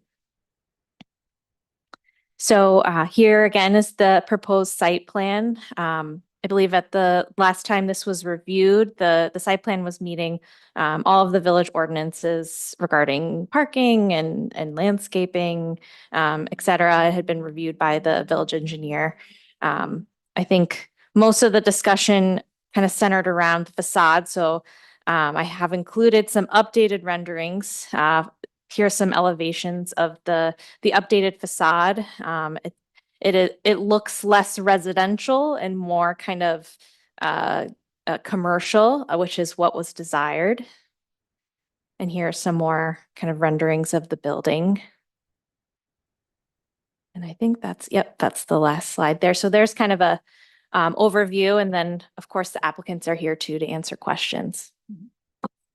All right, before we begin discussion, would you like to come to the front and say anything?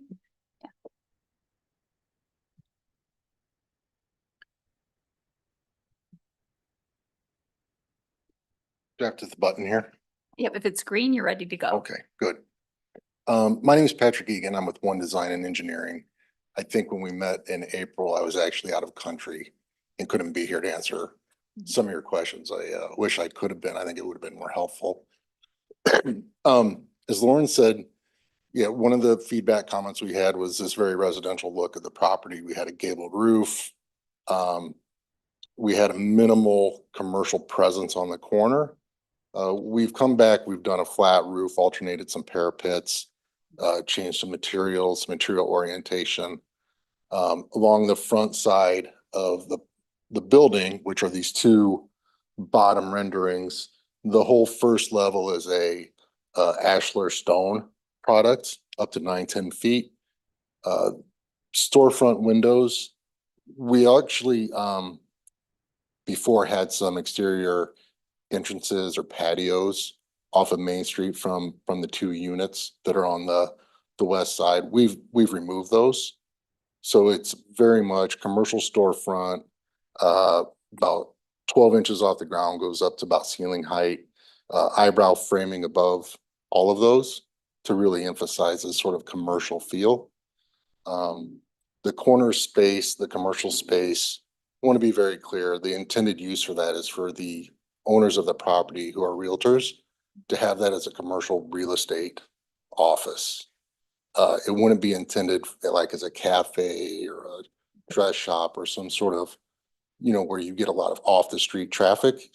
Visitors would be basically by appointment. You'd come, you could park in the back. The upper right hand rendering there, where we see this black vertical element, that's the main entry to the back of the building. So from a visual standpoint, your eye is drawn to that, you want to go there. When you step inside, it's now one open rectangular lobby. So you'd have elevator to your right, open stairways to your left, and then right in front of you is signage for the commercial space. Any access to the units themselves is through a secure door. Visitors can't come in and walk down the apartment hallway. It's all secured. It's closed off. So you literally can go to that commercial space, or you have to get in the elevators to go up to the second floor. From a landscaping standpoint, at the front, it's not really represented in this rendering. We do have some example images of what that bioretention basin will look like in the plantings. Are we able to distribute papers, Lauren, or if we give them to you? Zach, would you want to? Yeah. Yep. So I know when we stopped in April, you guys had mentioned maybe some visuals. So this is a project in Middleton here.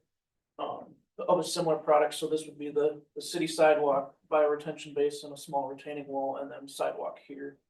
In front of the. Yeah, and that's a really accurate representation. Looking at bioretention basin, small wall, and then a sidewalk on top of the retaining wall. Right into it, yeah. We will have a small wall. Yep, yep, not as big. I think about 1.5 to 2 foot of the mass. This is 2.5 feet. This is in the city of Middleton off of John Q. Hammons Drive. The Newcomb development. And the property goes all the way to sidewalk. The building and the property line goes to the sidewalk, so you maintain all of that. Yep. Correct. So the property owner's required to maintain that bioretention basin, keep weeds out of it, keeping it looking nice and pretty like it's supposed to be. Sometimes you see people put them in and they don't groom them. That's not really to the benefit of the bioretention basin or your appearance to Main Street. So that's a visual element to the property on Main Street, and that'll be something that will be maintained.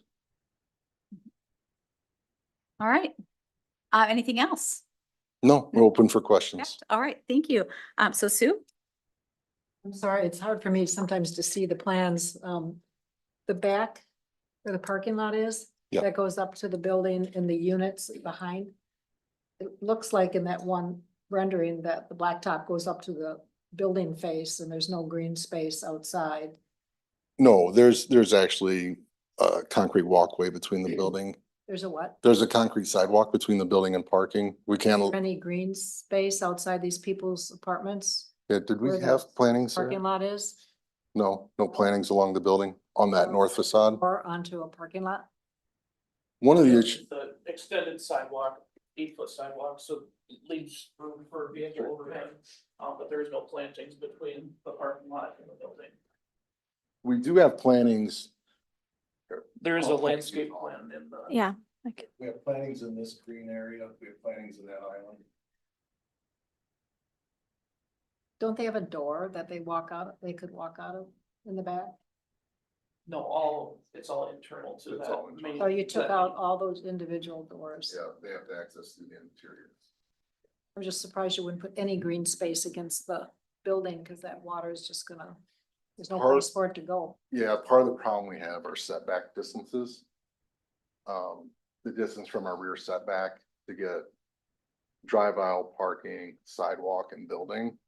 We're really scrunched in this site. Maybe after the stormwater plan. Landscape, it should be past the details, oh, okay. yeah, keep going. There we go. Right, so we can see the plantings and trees here along this side. And the island there, And there's some existing trees. along Right, but that those side. units in the back, that's their front, that's their front window, they're looking out onto just a parking lot, right? Correct. Gonna rent those?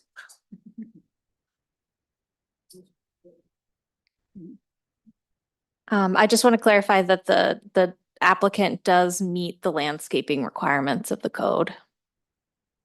It's a point-based system. I know you did mention drainage as well, just kind of, I'll allude to that. So this site is very flat, so there's a pretty good challenge with that. So everything does, that sidewalk and parking lot all drains to a curb cut on the east side and then runs along a swale to the bio basin at the south end here. So that is how drainage is handled, so it's not ponding on that sidewalk or anything like that. Yeah, there's a flume here where it collects and comes down. Yep.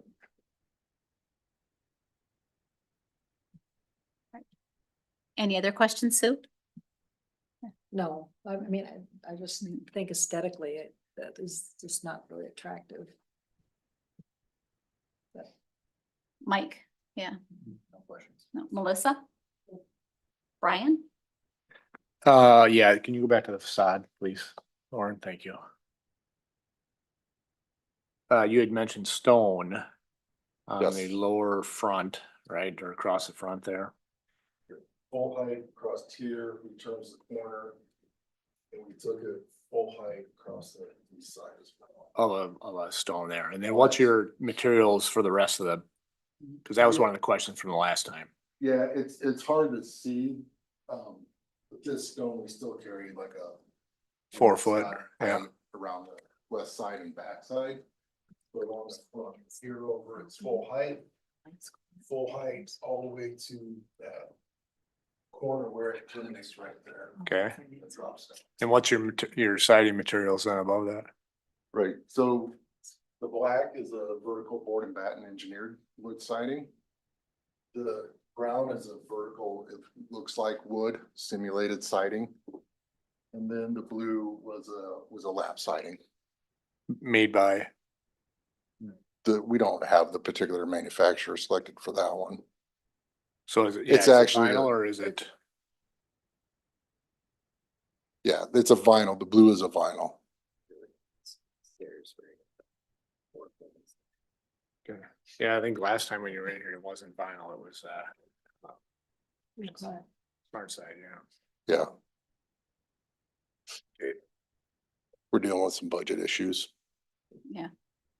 So that's a budget consideration. Yeah. Other questions, Brian? Joe? You had said on the main level, they come in and then there's a secured area for the apartments. It appears that 105 is probably not part of that. Is there a different use for that particular apartment or? 105, the. It would be, One. it's on the same end as the commercial, but the other half. Yeah. Yeah, this one, the only way they can access it, so. Can we go to the floor plan?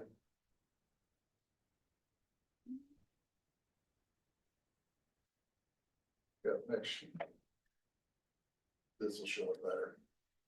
Right, so this is all one secured lobby. Yep. Where you come along the sidewalk, there's the entrance for the business.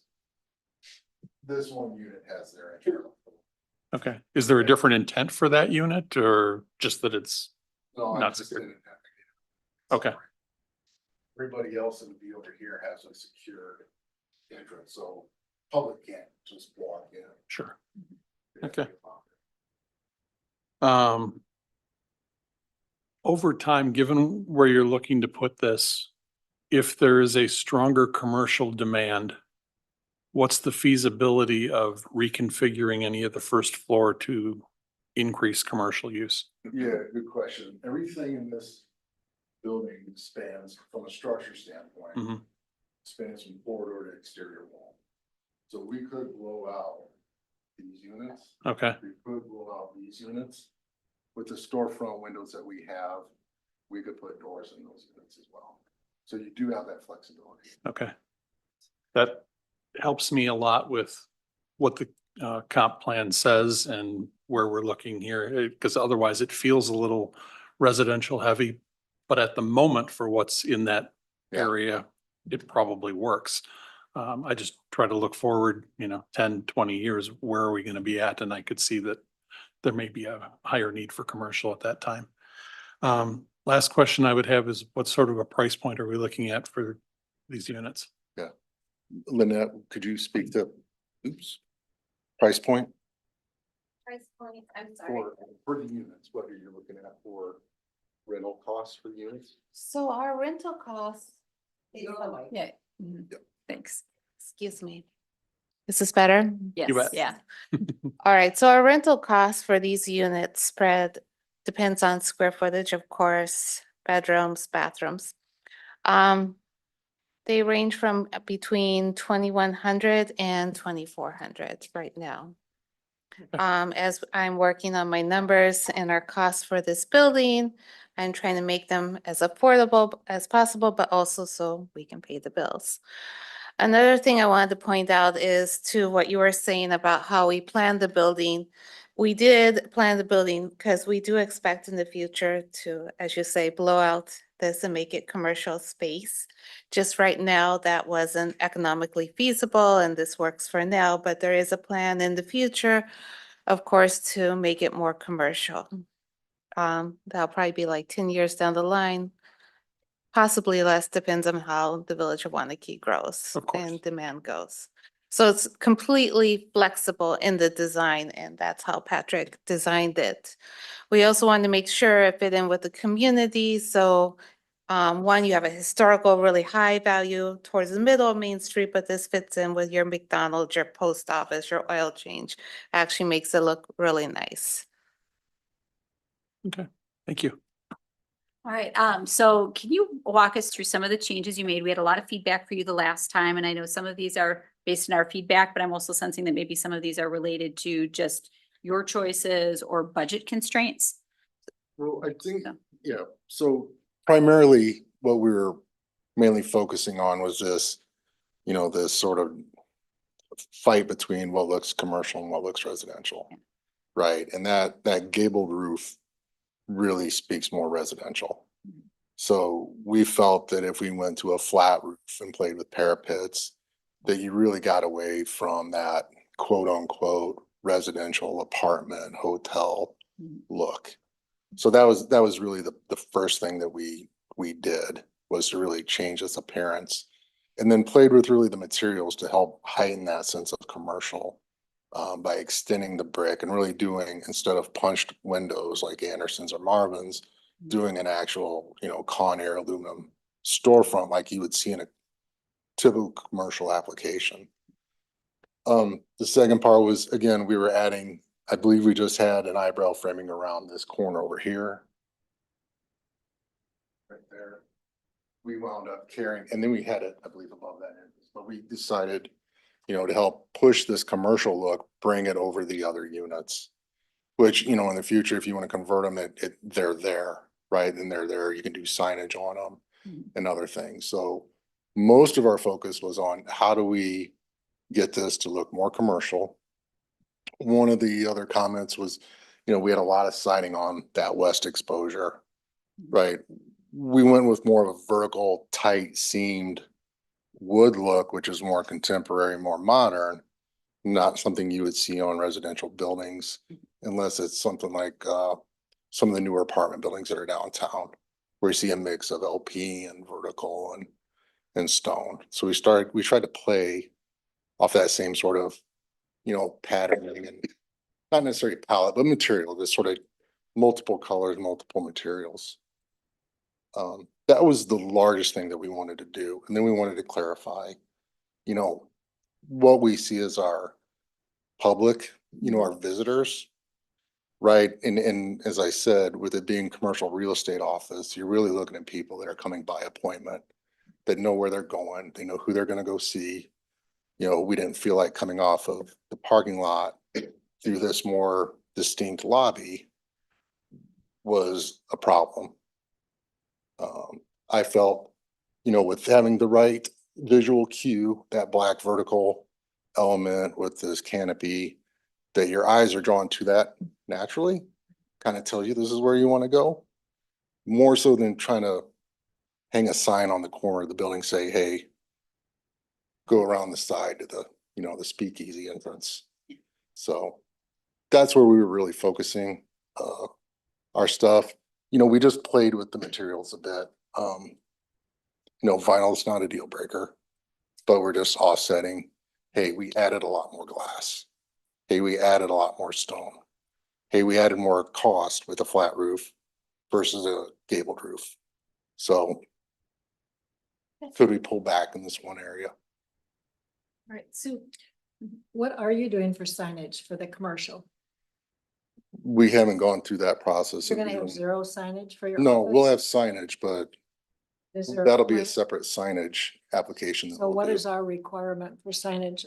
Could it be lit signage on the front face of the space, or what are we talking? Yeah, it depends. So if it's wall signage, that's based on the percentage of that building, that portion of the building, and it's I can't remember exactly what the ratio is, or it's like 15% not to exceed 150 square feet, something like that. But that's in the sign code. And so as frequently the case with. That's a with- separate submittal. Yeah, that would be, separate sign permit, and we look at the parameters of the code at that point. And that's handled administratively. Mike, did you have a question? No. Good, thanks. All right. Any other discussion or comments? Yes. Do you mind if I ask a question about the siding? So on the southwest rendering where you've got, I'll call it that knee wall, that stone that drops down. But you did not, if I understand you correctly, you did not do that on the east facade. It's the first floor, that stone carries all the way. Correct, on the east facade, Okay. yes. But both east and west facades have vinyl siding. Correct, right now, yes. From a cost standpoint, if you shrunk I'll say the east side facade to a similar treatment that you did on the west side, but then incorporated something like LP as a siding, do you know roughly, would that be a lot more break even, or could you have to? Yeah, certainly. I mean, the stone is markedly more expensive than an LP or a vinyl, right? So when we're looking at that east facade, as we start to remove that material, that money to go back into the siding definitely makes it more feasible. And like I said, we're just trying to balance some Yep, stuff yep. here, so. So the reason, this is for the commission, so the reason I bring that up, because I remember reviewing the first few iterations of this, and I gotta say, this is way better than the first couple. But if siding or the exterior cladding is a concern, I think that might be, in my opinion, a good enough trade-off, because I think there, in my opinion too, it's just my opinion. There is a difference between vinyl and LP, something that's a hardier, not to use the term hardy plank, but a hardier exterior cladding material that would look nicer and require less maintenance over time, and still, I think, carry out the intention of what some of those policy statements are in the comp plan about this. I think it's called the West Business District, I think, but I'll offer that as a possible alternative. Yeah, I thank you for that. Yeah, and, not only that, but, we do want the building to look good for a long time. And I agree with you, the changes in the building have been really nice. I mean, this is really the mix of materials, the variation in depths on the facade, I think are an improvement. And if we could do that, if we could reduce the stone on one side, would that be something that? Absolutely, and switching to an LP Okay. for the light blue, for the lighter color, absolutely. Okay. So just to reiterate, that's my recommend or suggestion. It's not saying you have to do that, but I think that would be a better visual as well as. Yeah, so are you in agreement? Because I'm looking at that and you've got an LP trim siding with vinyl. If you're willing to swap that, I'll call it a grayish color, colorblind, light gray to some sort of LP smart side, reduce maybe the portion of stone on the other side, and that works for your numbers. Then I am willing to make the motion to approve the site plan and CUP as presented with that adjustment. Is that fair enough? Yeah, we would make that work. Is that a good enough motion, Lauren? Yep. Who seconded? Mike, did we have any other comments? I would like to make it. Okay, yes. I do agree that this is much better, but I really have heartburn over that parking lot, the blacktop going up to the back of the building. A car is gonna park there with their lights shining right into the bedrooms. What kind of quality of life is that? I mean, because you have the cars there and they're parked right up. Those are bedroom windows, I assume. And at night you got light coming out of them. There's no distance between where that car is and the building. It just seems Just to clarify, there is a sidewalk between, there's just the sidewalk. correct? Yep. Just wanted to clarify Are that. we Yes, that kind of doing that helps. because of a parking minimum or? Do- Yeah. So would it be reasonable, this is for the applicant, would it be reasonable to say that most of the tenant parking, the people who live there will be parking underground? Yes, for the majority of our parking is underground. So it would be for their visitors, perhaps, I guess. mostly, so to address Commissioner Maybe Springman's nobody's comment, it would be infrequent for people to be coming and going there at night with those lights there. Correct. Most of our parking that we need is achieved underground. Right. We It's just actually kind of a have an privacy excess. thing too, with people walking by your bedroom windows. But, I mean, you have to rent them, so. Does this have to go to the board? No, this is final. for Okay, site. so how is staff gonna make sure that those adjustments get made? Yep. Worth Do it? that. Okay, all right. All right, so we have a motion and a second. And any more discussion on the motion? Seeing none, all in favor? Aye. Opposed? No. All right. motion Abstain. And abstain, thank you. Motion carries. All right, thank you. Thank you. All right, on to the next one. Discuss and take action on request for Arboretum Village plat amendment to the release the driveway access restriction, and this is for final action by the village board, and this is on page 65 of your packet. So Lauren, to you. All right. So I have a screenshot of the Arboretum Village plat here for you. I have the property in question outlined in red. And you'll see on the plat, there's kind of this squiggle line here. And that's basically denoting no driveway access in that area. So the original intent with this area is that the lot 99 and 98 would have a shared driveway. And so that's how this was platted, and that's how all of the duplexes further up that road have been developed. This is the last one kind of on that block to be developed. Move on to the next. So the property owner is requesting a change to the plat to allow for a driveway access to go where it is denoted that it's not allowed. So instead of using this joint access driveway in the middle of the two properties, it would be moved over, I believe, 25 feet to be in the middle, and the garage would basically be built towards the kind of top of the parcel. And then the other garage is at the same as it was always going to be. It was going to be off of Ballweg. So really the question here is whether to allow for this driveway access on Quinn Drive towards the middle of the parcel instead of a joint access. The property owners are here if you have questions, but I did include some photos that they provided. The reason they would like this is due to site considerations. There's quite a bit of slope difference between the existing driveway and where they would be required currently with the plat to put their driveway. And so just some issues with logistically getting the driveway in and some slope, kind of adding in fill to get the driveway, and also some issues with the slope of the resulting driveway.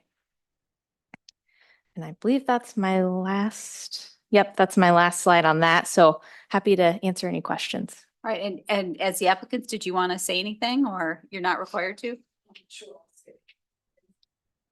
Drainage seems to be a theme tonight for the meeting. And Many is the microphone on previous- green? It is on Green, yes. My name is Penelope Gessler. My husband is Timothy Gessler. We bought this property and we're building a duplex and we're going to live there. On one side, actually, my sister-in-law is going to live on the other. And we happen to be the last building on this block, which presents some challenges because the two buildings on either side of us are already there. And this property abuts a drainage swale on that side of the darker house there. Unfortunately, they filled in some of that, so that's another matter that we're going to have to work with. But if we need to meet up with this driveway, we have to build our house that much higher. They built a little higher than they originally were supposed to. So that forced us now to build our house even a foot higher to match up with this driveway, which will cause trouble on the far, is it the north, what side of it is it, Tim? The northwest side, the north side of the lot. Because you can't tell, there's a lot of weeds here, but it definitely slopes considerably.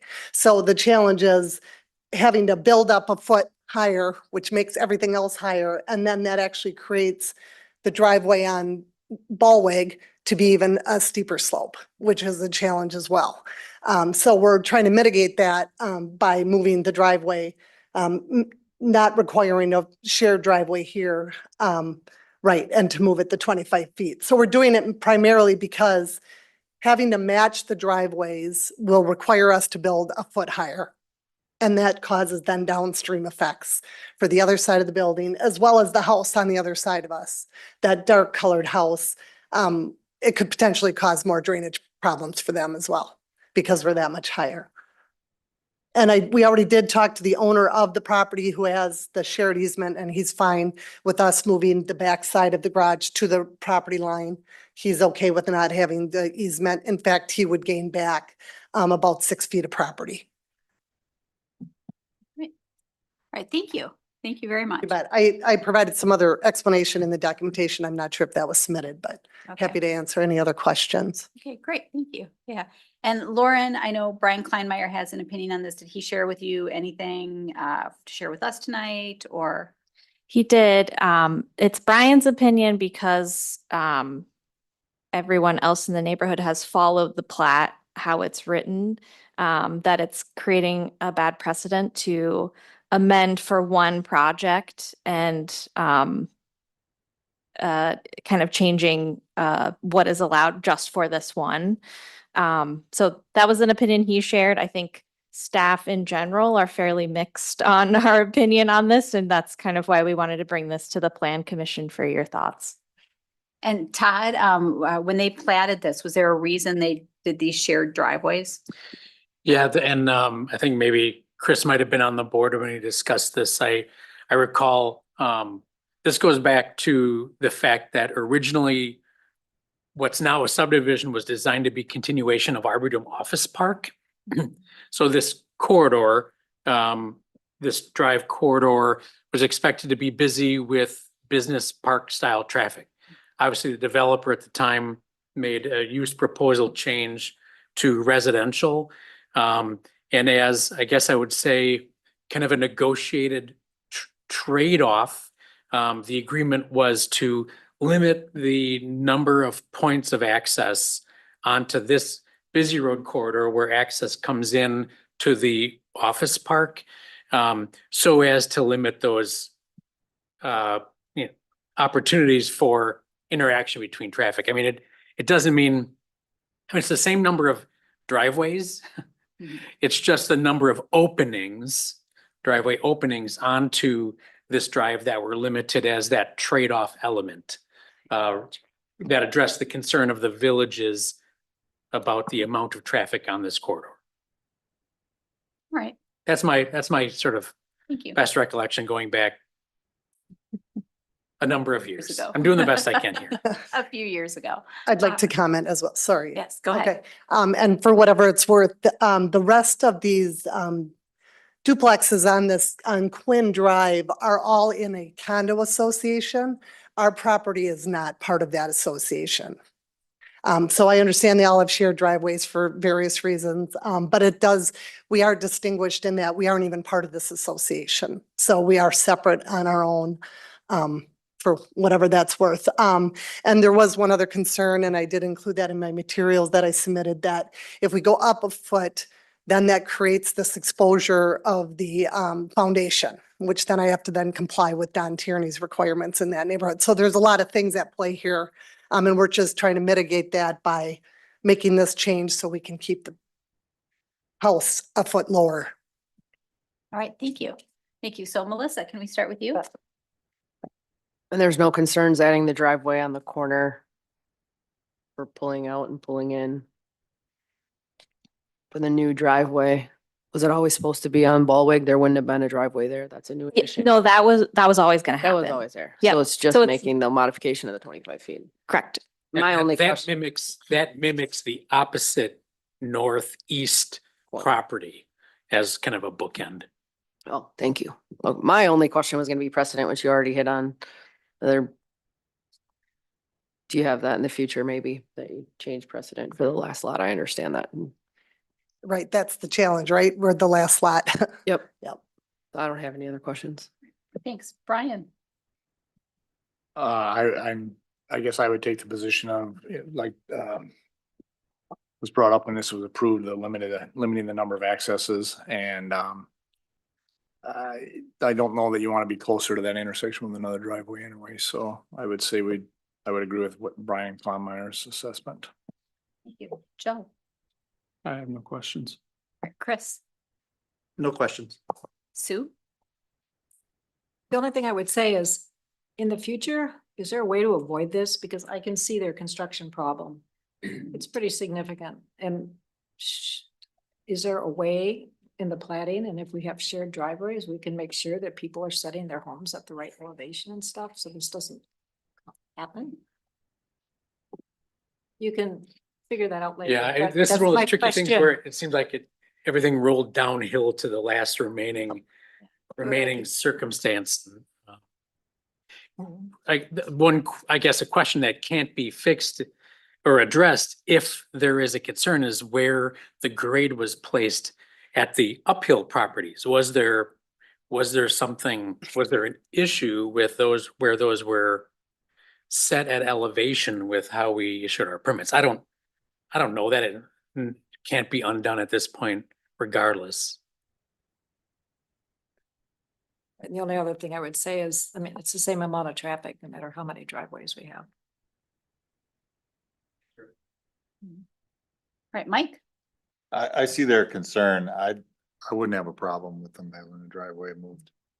I don't know if I own that lot. I don't know what I'd do about it either. You know, you got that kind of drop off, you kind of gotta do something, and especially if that other house is a foot higher than it's supposed to be, that just exacerbated the problem, so. I think to your point, Sue, it's not gonna change the traffic. So I'm good with that. All right. Chris? How ugly is the precedent we're setting? That's the only concern that I have. I mean, out into the future, I don't want to create other issues. Not that I'm against this. I want to make sure we're not doing something that's is this where the staff's back and forth was? What's that? Is this what the staff's back and forth was as far as different opinions, or? Well, the precedent issue is mostly Brian's. I think when you're talking about precedents, you also have to look at the uniqueness of the circumstance. Where are we gonna face this unique circumstance again? I think it's gonna be rare. Now, we set a plat one way and changing it because of a circumstance another way, that's gonna happen again. But I don't think it's gonna have this same unique situation. So I don't know. I'm a little more wishy-washy on the issue of precedent than our village attorney, but I get where he's doing what the attorneys, are asked to do in terms of protecting the village.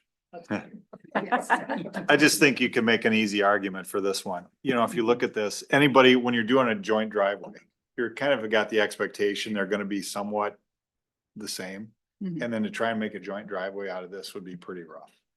I guess maybe I'll only add as a perspective, the only other reasonable outcome here is to switch it to a single unit home with only access to Ballweg. And I would argue that would look more unusual to the block than would be to allow this single driveway adjustment. So if I had to pick one or the other, I would rather have the driveway adjustment as opposed to looking at just a single unit. Ted, did I understand earlier, did you say that there is a driveway like this on the other end that this is mimicking? So it isn't. The one onto Ballwig is similar to I think it's Prairie View. Is that the name of the road? The one opposite this block to the northeast. And that unit has a shared driveway between the two units that face Quinn, and then a single driveway that goes out to, I believe it's Prairie View. Is that the name of that? Yeah. Chris, yeah. Who's the engineer in the building? I just want to make sure that we're not impacting those other houses. I know that you have the one resident said they were okay with it. The other one to the back, I'm assuming they're not going to have any ramifications out of this by moving it. I don't know. That's why I'm asking. I guess into that would be because technically that's a shared driveway, so you're gonna have concrete on your lot that right? Are you making them remove that piece of concrete would have been yours? That is not ours. We would have to add to it. The part that's there right now, that is all of theirs, and we would add to it. If Oh, we had to theirs match is, to it's it. not already done. That's right. Then That's that just correct. goes It's- to the it's lot only- line then? Yes, that's 6 feet from it, actually. Oh, it's 6 We feet. would add to that. So where they're cutting the existing- grass, it's still their grass. That's right. That's exactly right. That's correct. If the commission wants to suggest that the village board approve this, the one thing I would suggest you do, because this is changing the view arrangement that the current property owner expected when they constructed their property, I would recommend that we have in writing a willing neighbor to this adjustment. If I were you, I would want to make sure we have this in writing. Is there another issue with the setback? Like you had mentioned building to the property line. We meet all of those. Yeah, we would still meet the required Setback from the setbacks. property. That's line. right. That's right. We recommend both neighbors. Thank you. I was going to ask that. The next door neighbor Neighbors. The neighbor to the northwest, you're saying? to the northwest. You're gonna do one, I just assume since Do both. change that, Okay. prefer to see both. Yeah. The neighbor to the east, we had a conversation with already. Right. And in fact, I think the neighbor to the northwest would be more at risk if we needed to match to the sidewalk because our house would be higher. So they would probably support this Chris? cause. Yeah. Do we need to make a motion here or is this just going on to the board? Because it just says staff recommendation. I didn't, where am I seeing? I think it'd be helpful to have a recommendation to the village board. Pardon me, Lauren? Oh, I Yes. think it would be helpful for the plan commission to provide a recommendation. So a motion. Yeah. Yep. All right. I'll make that motion. Okay. You want to say the motion? We don't actually have a motion in the packet. You get to actually make the motion. Oh, this is gonna get tricky. I'll make a motion that we allow how do I describe that? Allow them to get out of the joint driveway and have their own driveway 25 feet over from where it's currently put. According to plan. According to Contingent. plan. We want to make it contingent on the neighbors agreeing. Contingent to the neighbors agreeing. Thank you. All right. Sue? Are you looking for a second? Or I'll a second. comment? My Yeah. comment would be, I'll go along with that, but I find it ironic that we're gonna ask for the neighbor to approve it when we are allowing 900 square foot ADUs in people's backyards without the neighbor having anything to say about it. I'll make the second. All right. All right. So we have a Say motion that. and a second. Any discussion on the motion? Seeing none, all in favor? Aye. Opposed? Nay. Motion carries. Thank you. All right. And Joe. Is that Joe? Joe, Joe yeah. was as well. All right. All right, and next up, we have discuss and take action on ordinance amending section 133-37, 1137 of the zoning chapter of the Wanakee Village Code. And this is for final action by village board. And I've lost track of which page number we're on, but it's after 65. Thank you. So page 74. All right. So the village received a request from Ace Hardware to install an above-ground propane filling station as part of a proposed expansion in Wanakee. This would sit adjacent to a constructed blast wall. However, our current zoning ordinance does not allow for these above-ground tanks to be closer than 10 feet to any principal or accessory structures. So staff did some kind of research to see this would not be eligible for a variance. So it would need, if we wanted to allow this, it would need to be a zoning code amendment.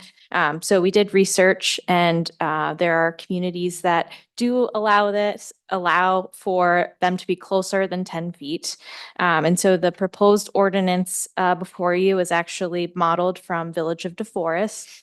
It would allow, it eliminates the 10-foot rule, but adds additional kind of safety considerations, including that it would need to be approved by the fire inspector.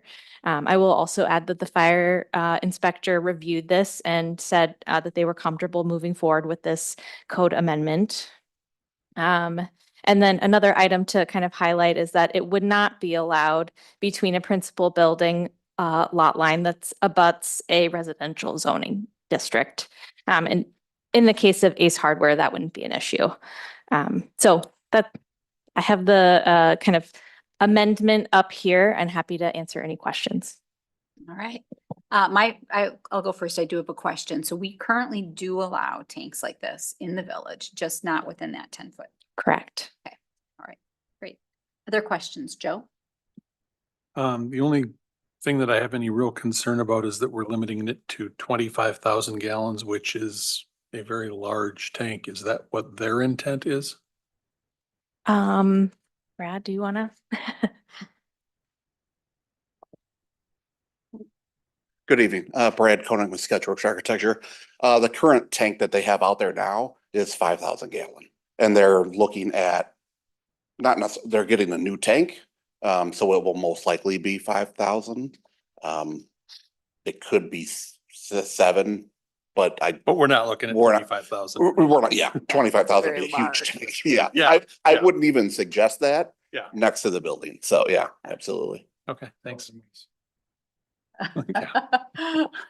All right, Brian, No questions. Melissa, None? Done. Mike, No. Sue? So I see it would require fencing, is that correct? That's in the, Yeah. Yes, we do have a, so on 3 sides, would be, masonry, for the blast wall. I mean, typically a blast wall, you just have the rear of that or whatever it's adjacent to. We are showing, sidewalls that are masonry that are, I believe, 11'4" tall, to match the other masonry that's on the building. And then it would be protected by a, fence in the front for security issues. Yeah. Both a gate and a single fence for staff to access easily. Yeah, but the code amendment just says be screened from view. So provide screening for the tank. but you're kind of locking it up, so it's secure. Yeah, absolutely. Yeah, it's secure and I believe there's video, Yeah. on it. Chris? I would assume this isn't all that different from the Quick Trips and Piggly Wigglies that have all their 10-gallon.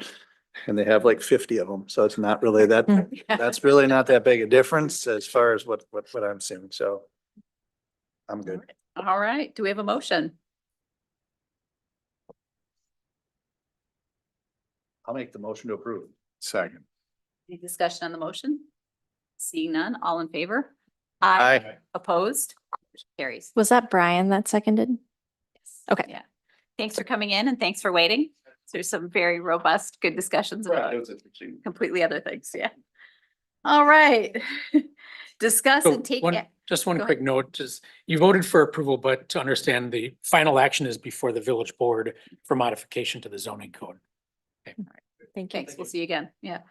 Discuss and take action on 2-lot CSM and rezoning application for glasses on 5407 County Highway M for final action by the village board.